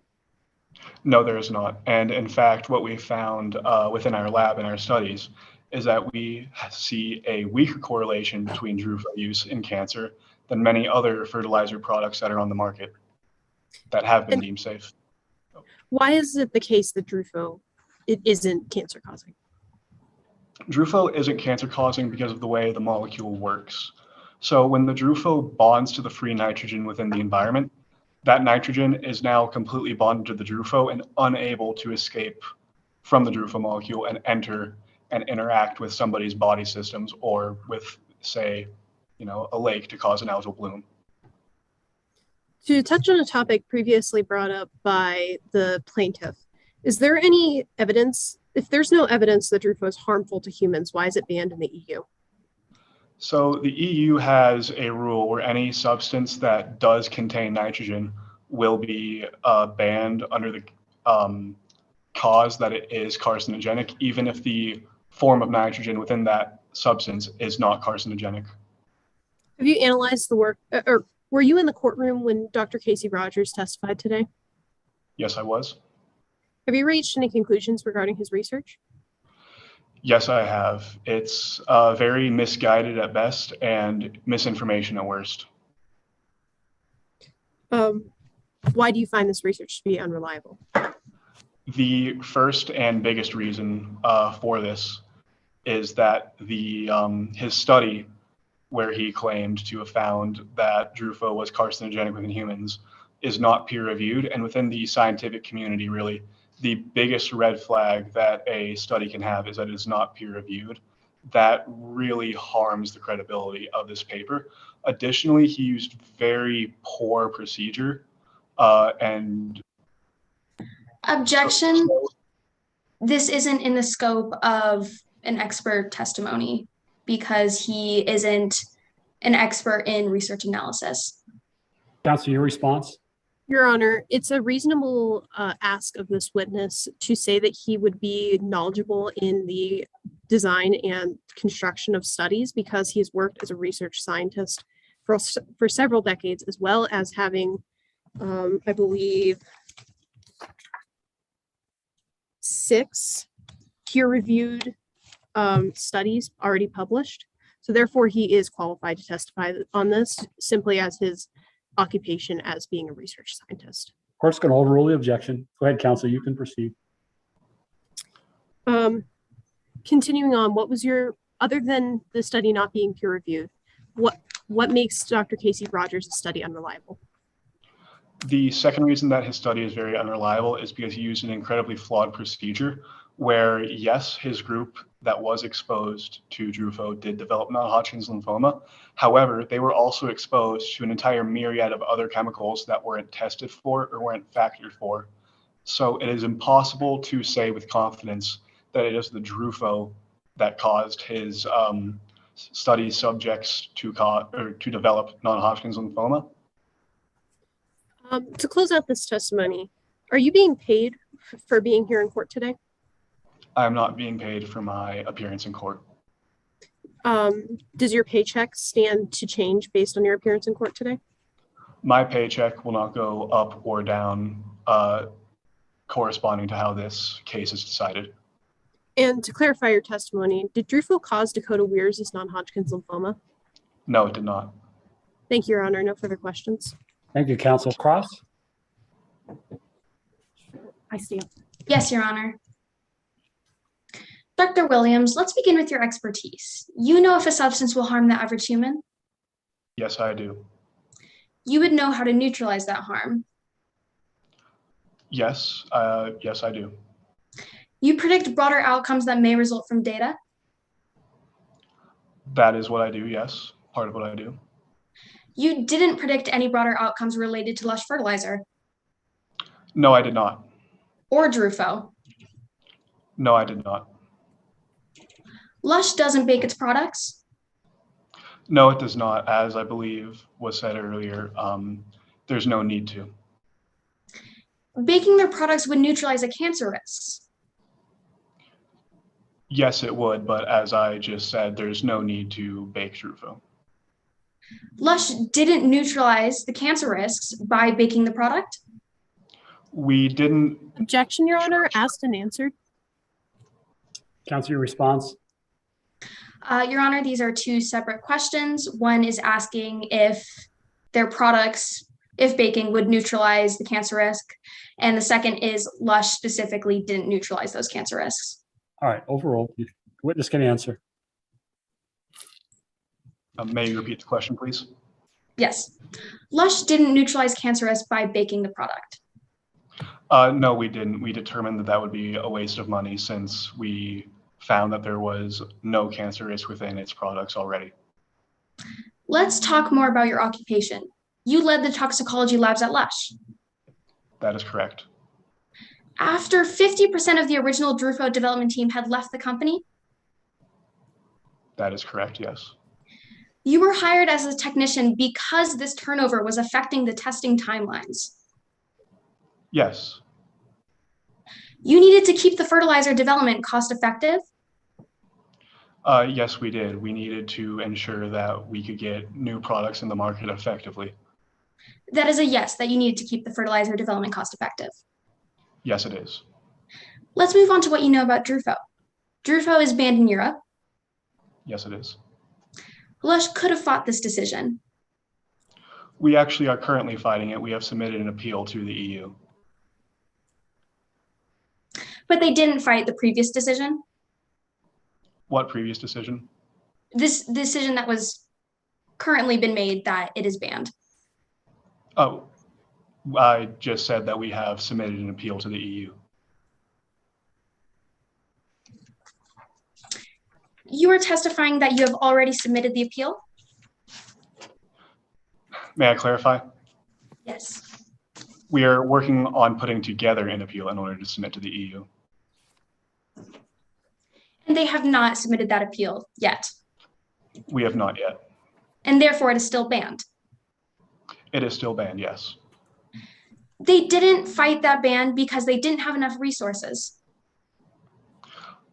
Yes, we were more focused on trying to get new products out within the United States and focusing on new products that could be sold in the EU. They didn't fight that ban because it was easier to produce products that didn't include Drufo. That is true, but it was sort of a patchwork solution. It was a temporary one, or it is what we've intended to be a temporary one before we submit our appeal. Lush decided to make the less environmental choice because they were too new of a company? I'm not an expert on the financials of my company, but from my understanding, yes. If Lush were to lose this trial today, your employment would be affected. It possibly could. It's not certain. As I said before, my salary certainly wouldn't be affected as a result of my performance at this trial, but it's within the realm of possibility, as all things are, I guess. You admit to having a financial bias in this case? Only in the sense that my employer is the one being sued. As I've said previously, my salary will not be affected as a result of this case. That is a yes, that you admit to having a financial bias. Yes. No further questions, Your Honor. Can you redirect? Yes, Your Honor. Okay. So it's true that you waited to submit the appeal until you could gather enough resources to properly fight the ban, correct? Yes, writing these appeals and Objection, leading. I'm sorry, I can rephrase the question. All right. Why did you wait to submit this appeal? Because writing studies and reviewing them to make sure that they're as accurate as possible takes time and manpower, which we were conserving as you said, the company was still growing at the time. Have you been working on any studies specifically for the overturn of the ban? Yes, we are working on a study in order to cite within our appeal so that the ban is overturned. Thank you, Your Honor. No further questions. Any recross? No, Your Honor. Okay, I think that concludes the presentation of evidence. The defense rests, Your Honor. All right, we will move directly into closing arguments, starting with the plaintiff when the plaintiff is ready.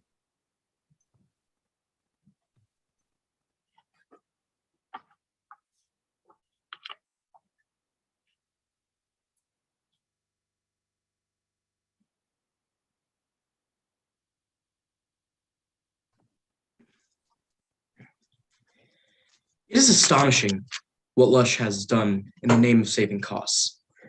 What you have all witnessed today is a poor Dakota Weirs paying the price for the excessive negligence on the part of Lush Fertilizer, a company whose money fears have silenced Dakota Weirs. Dakota Weirs has sat in front of you all today and has demonstrated how he is the one paying the price. His opportunity to go to college has been stripped from him. His ability to play the piano has been robbed, and his entire family has been torn apart as his own twin is testifying against him in court today. You've even heard from the CEO of Lush Fertilizer themselves, one Blake Doncourt, who has made huge donations, even going as far to put 10% of his profits towards charities. However, this act of goodwill quickly becomes marred in controversy when you take it to when you take into account that Lush decided not to bake their fertilizer, a cost increase of 1% per year. They can't afford 1% of their product to help save lives and save Dakota, yet they are able to put 10% of their profits towards charity.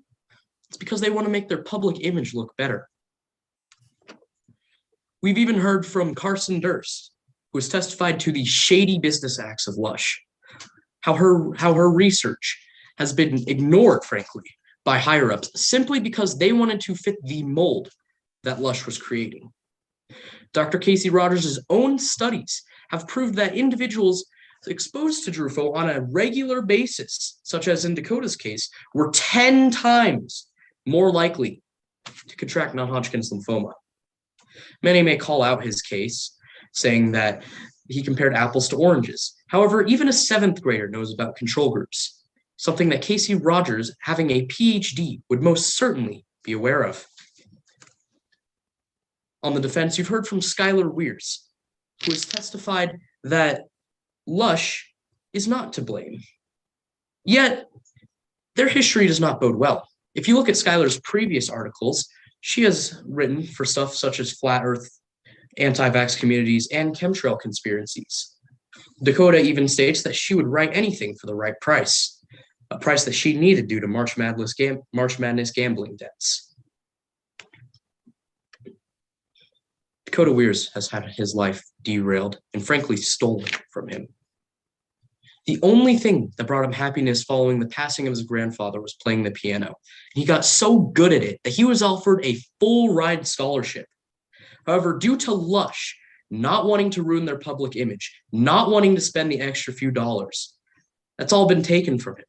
And not only that, he may soon lose his life. The burden for preponderance of evidence is the burden of proof. Whichever argument has the most substantial evidence wins. Lush did not follow up on leads that their fertilizer was carcinogenic. In doing so, they sweep sound science under the rug to fit the mold. Due to a lack of warning on Lush Fertilizer's products, Dakota did not understand what he was getting into when he didn't follow the safety recommendations, which is a light word if you ask me. Dakota did not understand what they were getting into. Sometimes wearing protection was even dangerous due to the heat outside. Ladies and gentlemen, I'm asking you to do the right thing and find Lush Fertilizer guilty for the extreme amounts of negligence that they did. Lush's money fears have silenced Dakota Weirs. Thank you, counsel. Defense closing argument?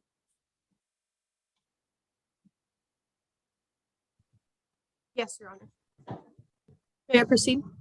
You may. Dakota Weirs played a game of Russian roulette. She took a risk with her he took a risk with his life, his career, his passion. Dakota Weirs risked it all. For what? The truth, ladies and gentlemen, as you've seen here today, is that Lush Fertilizer is safer and more environmentally friendly than any of its competitors. The truth is that Lush Fertilizer was not negligent in its production of Drufo.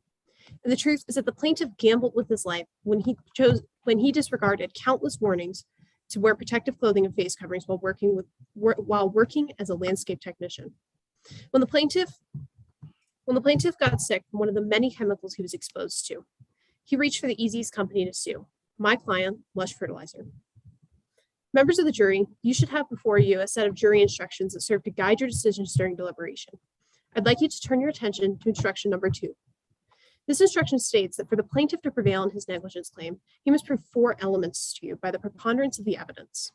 This simply means that the plaintiff must prove that all 4 of these elements were more likely true than not.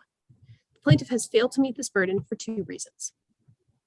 The first is that the plaintiff has not shown that it was Lush Fertilizer in particular that causes non-Hodgkin's lymphoma. Every witness in this case testified that competing fertilizers contain known carcinogens. The plaintiff himself acknowledges that he used multiple different chemicals while working as a landscape technician. Given the number of chemicals he used and the years over which he used them, it's impossible to know which, if any, of these chemicals causes non-Hodgkin's lymphoma. Due to this, the plaintiff has failed to meet has failed to prove the causation element of his claim, and you can find Lush Fertilizer not liable on that basis alone. Second, the plaintiff has not, even if the plaintiff had shown that it was Lush Fertilizer and not any of the other fertilizers he used that causes non-Hodgkin's lymphoma, the plaintiff's claim would still fail because he has not shown that Lush Fertilizer was negligent in its manufacturing and distribution of Drufo. You heard from 3 witnesses from the defense, and every one of them told you the same thing. There was not and never has been any valid scientific evidence to suggest that Drufo is carcinogenic. To start, you heard from Blake Doncourt, the CEO of Lush Fertilizer. The CEO of Lush Fertilizer. He testified to you about the, my apologies. He testified to you about the extraordinary testing methods that his company's products undergo before they're released on the market. He also told you that if he had ever seen any valid scientific evidence to suggest that Drufo is carcinogenic, he would have never allowed it to enter the market. Next, you heard from Skylar Weirs, an investigative journalist with Rationalist magazine. Skylar Weirs was not paid by Lush to be here today and has never been paid by Lush. She researched Drufo and Lush Fertilizer independently and found no correlation between Lush Fertilizer or Drufo and non-Hodgkin's lymphoma. Finally, you heard from Dr. Devin Williams, who holds a PhD in pharmacology and toxicology. Dr. Williams and his team found no evidence suggesting that Drufo is carcinogenic, and in fact, even found evidence that is more environmentally friendly than its competitors. On the other hand, the only people who ever suggested that Drufo is carcinogenic have clear biases to testify against my client. Plaintiff's paid expert, Dr. Casey Rogers, testified that he stands to rack up significant bills testifying in Drufo cases nationwide. However, Dr. Casey Rogers' research rests on a shaky foundation. It hasn't even been peer-reviewed, much less repeated, and certainly not accepted by the scientific community. As for Carson Durst, she came into this courtroom looking for something far more sinister. She's been looking for a way to get back at Blake Doncourt ever since she was first fired from Lush. She claims to have been privy to a cover-up, but provides no evidence to support her claim.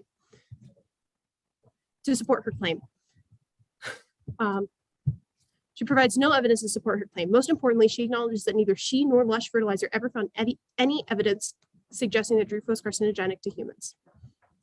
But, ladies and gentlemen, even if you believe the plaintiff has met his burden, you must just consider whether the plaintiff bears any responsibility for his own injuries. Instruction number 9 requires you to reduce the plaintiff's damages by whatever percentage of responsibility he bears. How do we know that the plaintiff bears responsibility? We can look to Exhibit 1. Lush Fertilizer label reads, as with any spray fertilizer, utilize protective clothing that covers exposed skin. Use of a respirator or N95 mask is recommended. Follow manufacturer's instructions for cleaning and maintaining PPE. Ladies and gentlemen, the plaintiff himself testified that he did not follow the user safety recommendations. As a result, please find Lush Fertilizer not liable. Do not reward Dakota Weirs for his game of Russian roulette. Thank you. Thank you, counsel. Can the timekeepers let us know how much time is left for plaintiff rebuttal? They have 1 minute and 5 seconds remaining for a rebuttal. Thank you. The plaintiff wish to do a rebuttal closing? Yes, Your Honor. Okay. Jury instruction number 2 says that we must prove the defendant was negligent by failing to exercise reasonable care to prevent the product from creating an unreasonable risk of harm. Sounds an awful lot like baking the product would have done that to me, but that 1%, that was too much. 10%, we're going to ignore that, but that 1% was too much. The defense states that Dakota Weirs was playing a game of Russian roulette. Lush gave her a loaded gun. By not baking their product, by not even putting a warning to the concerns that were brought up, they gave Dakota a loaded gun. That is all. All right. Thank you, counsel. All right, everyone. If you all were here in person, I'd be asking both sides to give one another a round of applause. We need to let the scoring panelists do their scoring, and when they're done, they will, I think, have some comments for you all. I know it's late, so we won't keep you too long, but we'll give them some time to get their scoring done. And as long as it's not going to interfere with their doing that, I'd just like to say a couple of things before we hear from the scoring panelists when they finish the scoring. First of all, I know what mock trial involves. I did mock trial myself. I went to law school at DU. I did mock trial in law school. I coached for a couple of years a mock trial team at the high school level years ago when I was still a practicing attorney. I am guessing that most, if not all of you, are taking advanced classes, AP or something along those lines. I know how much time from my own kids, although they're now off to college. It's not been that long ago since they were in high school. I know how long your regular activities take without taking on an extracurricular activity like this. So I applaud every one of you, number one, that you're even willing to do this over and above your regular studies. We're asked not to tell war stories. I won't tell you a war story, but I will tell you I've been the county court judge since 2011. I keep track of how many jury trials I do. I do a lot. I've done over 200. I think I'm up around maybe 215 or so. The trial that you all presented, and I mean, based on what all 12 of you did, could hang, quite honestly, with any trial I have presided over, any real trial. And in fact, I think you guys probably beat the presentation of quite a few of the trials that I've presided over. So hats off to all of you. Hats off to your coaches. I hope that your parents are very proud of you. I'm sure they are. They have a right to be. Your coaches have a right to be as well. Just a couple of things really quickly. There was kind of an objection, or at least a request, that I direct a witness not to look down. And I said there's no rule against that. I meant with respect to this competition. I mean, obviously in a real trial, a witness is not allowed to refer to notes unless you go through the refresh recollection process. I just really, without you guys here, it's too hard to tell who might be looking at a computer and who might be looking down. So that was kind of why I did that. I think the judges had the ability, if they thought somebody was looking down quite a bit and wasn't doing it from memory, to let that affect the scoring if they thought that was appropriate too. We'll hear from what the scoring panelists have to say about it when they're done with their scoring and have a chance to talk with you. I was blown away, quite honestly, not only with the level of preparation in your directs and crosses, but also with respect to not only objections, but even more so probably responses to objections. You guys were just incredibly prepared, not only on your own side, but with respect to anticipating what you might get from the other side. And that's something that's not easy to do in real trials. I also wanted to make sure don't get thrown by the judge's rulings. I will tell you that my philosophy in these trials is probably to let things in, because I just have a concern that it's kind of unfair if you had an examination drafted and the judge sustains an objection that keeps you from getting a whole bunch of stuff in. I will tell you that the scoring panelists are not scoring you on the judge's ruling on objections. They're scoring you on the arguments you make on the objections. So don't get thrown off by what the judge does. Quite honestly, we have at least a couple of licensed attorneys. They may actually not even agree with the judge's rulings on objections. So you're not being scored on the judge's ruling. You're being scored on your arguments. But again, just absolutely blown away. I know the time commitment to present this at the level that you guys did, and you guys should just be absolutely proud of yourselves. And I absolutely applaud you again, not only for doing it, but for the amount of time you clearly put into this. And I'll quit yakking. And when the scoring panelists are done, we'll hear a little bit from each of them. Are the scoring panelists done with their scoring sheets and submitted them? Okay, Greta, if you want to start, go right ahead.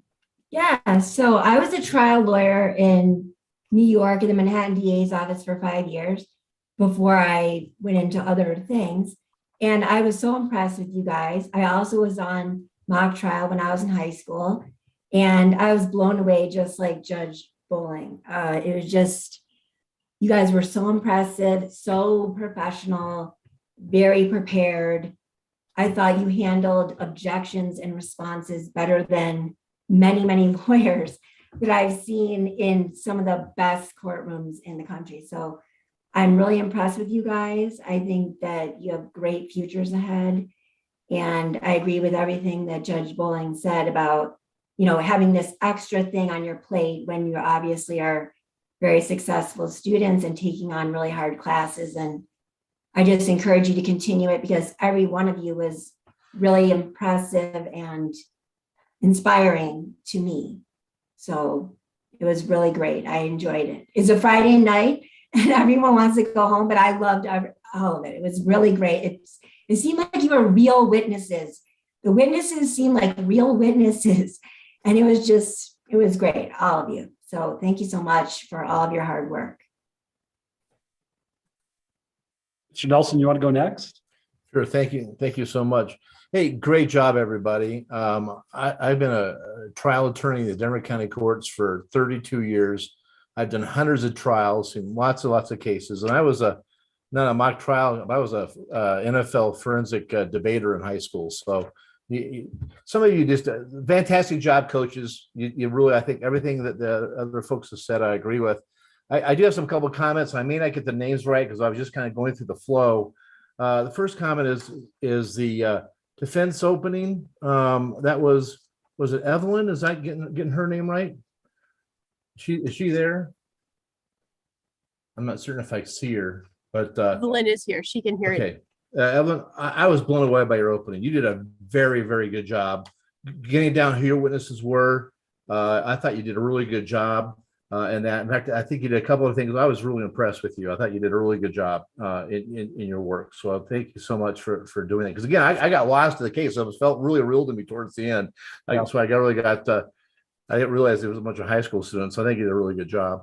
A couple of things in the first plaintiff's witness. I thought there was a great response to a hearsay objection in that section. And I thought really, again, the objections and the responses, some of them were just excellent. I thought there were some objections. I thought there were some objections that were not, we call speaking objections, but you got the point across. And so a jury would be understanding what you're trying to do without going over the line. So I thought there were some really good objections on that aspect. I thought that there was, I think towards the end, I think it was the last witness who did the direct there. I think that was Emma. I think that was you. You did a great job in laying the foundation of your witness's expertise. I thought you really did a good job in that. So you really promote your witness. You want to promote them. This guy is the expert. He knows everything, and you really want to promote your witness. I thought you did a good job on that as well. Going back, I thought there's some other witnesses that will try to get to experts, but I didn't think you need to explain why is that relevant. And I think somebody did a good job with that as far as what's relevant in your expertise towards our case. You always want to make sure that you understand the jurors may not understand that. So I think some of you did a really good job in step-by-step process and laying down the foundation and asking questions, very basic questions, just to get your witness talking. In direct examination, the attorney doesn't want to be the star. You want your witness to be the star. And just ask some questions to get it out of them and let them go forward and move forward. I agree with the judge in the concept that don't let the judge's ruling throw you off. I thought in one section there was a great objection that threw the other side off of his track of his questioning. So I think you had some good objections. That was direct defense witness number one during that section. The plaintiff's attorney on cross, there was talking about the divorce proceedings, the divorce issues. There was a good objection there, threw him off the track. So your objections sometimes can be very tactical, and that was a good example of one. So just a couple of examples there of statements. I could go on and go detailed because I'm a trial nerd, but I was really, really impressed. There's some of you, it's like, hey, I think you could work in my office tomorrow. And you showed that quality of work. So congratulations to everybody. And I also agree, we had some fantastic witnesses. Was it Sasha who did witness number 2? Was it Carson Durst? She was awesome. She was really, really good. And I almost forgot again, she's not a real. She was doing so good. And we saw that in a couple other places. So I think the witnesses were much better than I anticipated. So all of you, some of you really knew your stuff and was just really drove the case forward. So I was super impressed. Thank you so much for doing such an excellent job. It really shows you put a lot of work in this. And coaches and families, if you're watching, you should be really proud of these young people. They did a lot of work to get there. That's evident. And I wish you all very well in your careers. I think if you want to go into law, just one last comment and I'll be done. Remember, as attorneys, only a few attorneys, procedures are actually in the courtroom doing that kind of work. We have all types of administrative hearings, from driver's license hearings to social benefits, all different types of work across the board. So while there's a lot of work in civil trials, a lot of big money involved, not everybody in the big law firms go into the courtroom when they're very young, very beginning, but there's all types of work out there that you can be doing this kind of work, before an administrative hearing, before county court judges, before magistrates. And so there's lots of room out there for folks with your type of skills. And I think you're awesome. I think if you want to go down that road, I think all of you will be successful. So thank you so much. Thank you, Mr. Nelson. And before we hear from Ms. Griffin, I had two other points that Mr. Nelson's comments made me think of that I want to make really quickly. For those of you who, during either your directs or your crosses, told the jury when you were switching subjects that you're going to a new subject, I found that very effective and really good. And, jurors, their minds wander. And I think if you do that, that's kind of a way of, it makes them perk up and say, oh, okay, now we're going to talk about something else. So I really like that, and you should do that. And although everybody, each attorney who was going against the other side did a really good job, I just wrote down in my notes the very first examination on Dakota Wares. I hope I'm getting the names right. Ms. Clark and Ms. Bard. I thought your battle with each other on that witness was epic. That's all I'll say. And Ms. Griffin, did you have any comments you wanted to make? Yeah, first, everybody did phenomenal. I think I'll kind of mirror what Corey mentioned. Even if you guys don't become attorneys, you guys are getting great skills from this. Public speaking, your analytical thinking, your team building, you guys are going to do great things. So keep it up. I think if I would have to give general notes to everybody, two things. Be more confident. I mean, you all clearly know what you're doing. You know these fact patterns. You guys can kind of expect what, objections might come or what issues your witnesses might have. Be confident. The jury can pick up on that. And I really think that if you guys felt more confident, you guys would lose those notes. Those were the moments where I think it kind of tripped you guys up because you had this one perfect line you wanted to say and you couldn't get it out, and then it kind of derailed everything. And I think the only other thing is make sure you guys are super intentional. One of the things that I noticed, and it's super hard even as a trial attorney, everybody wants to win on cross, right? Like that's your moment. You're not going to get that witness to say what you want them to say. So make sure that you're not detracting from these really important moments in your trial because you just want to get that one question in that that witness is going to fight you on, and then the jury kind of loses what was that big moment. So I think if everybody kind of focuses on those two things, you guys are going to be phenomenal.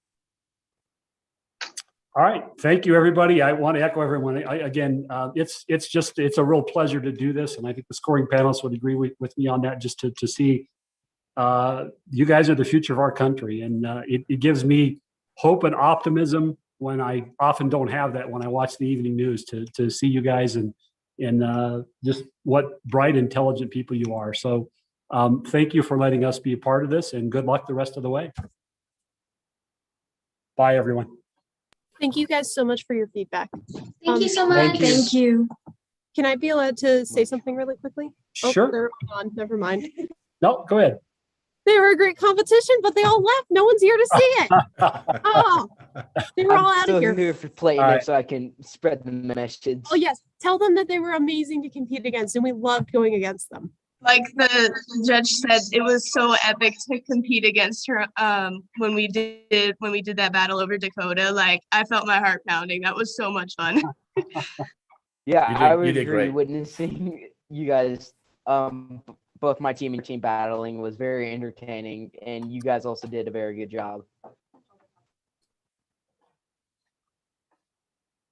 Well, congratulations to everybody, and thanks for everybody for putting this program together. I wish I had this when I was your age in high school. This would have been awesome. So I'm very glad this program exists, and all your coaches and people support you. Please thank them for providing this opportunity, because It's a great opportunity for you all, and you all really took it to heart. And I know you've been working really hard. There's no doubt about that. So you should all be very proud, because hard work will give you results, and it really shows here. So again, congratulations to everybody for your hard work, and wish you the best of luck. Thank you guys so much. Have a great evening. Have a good- Bye.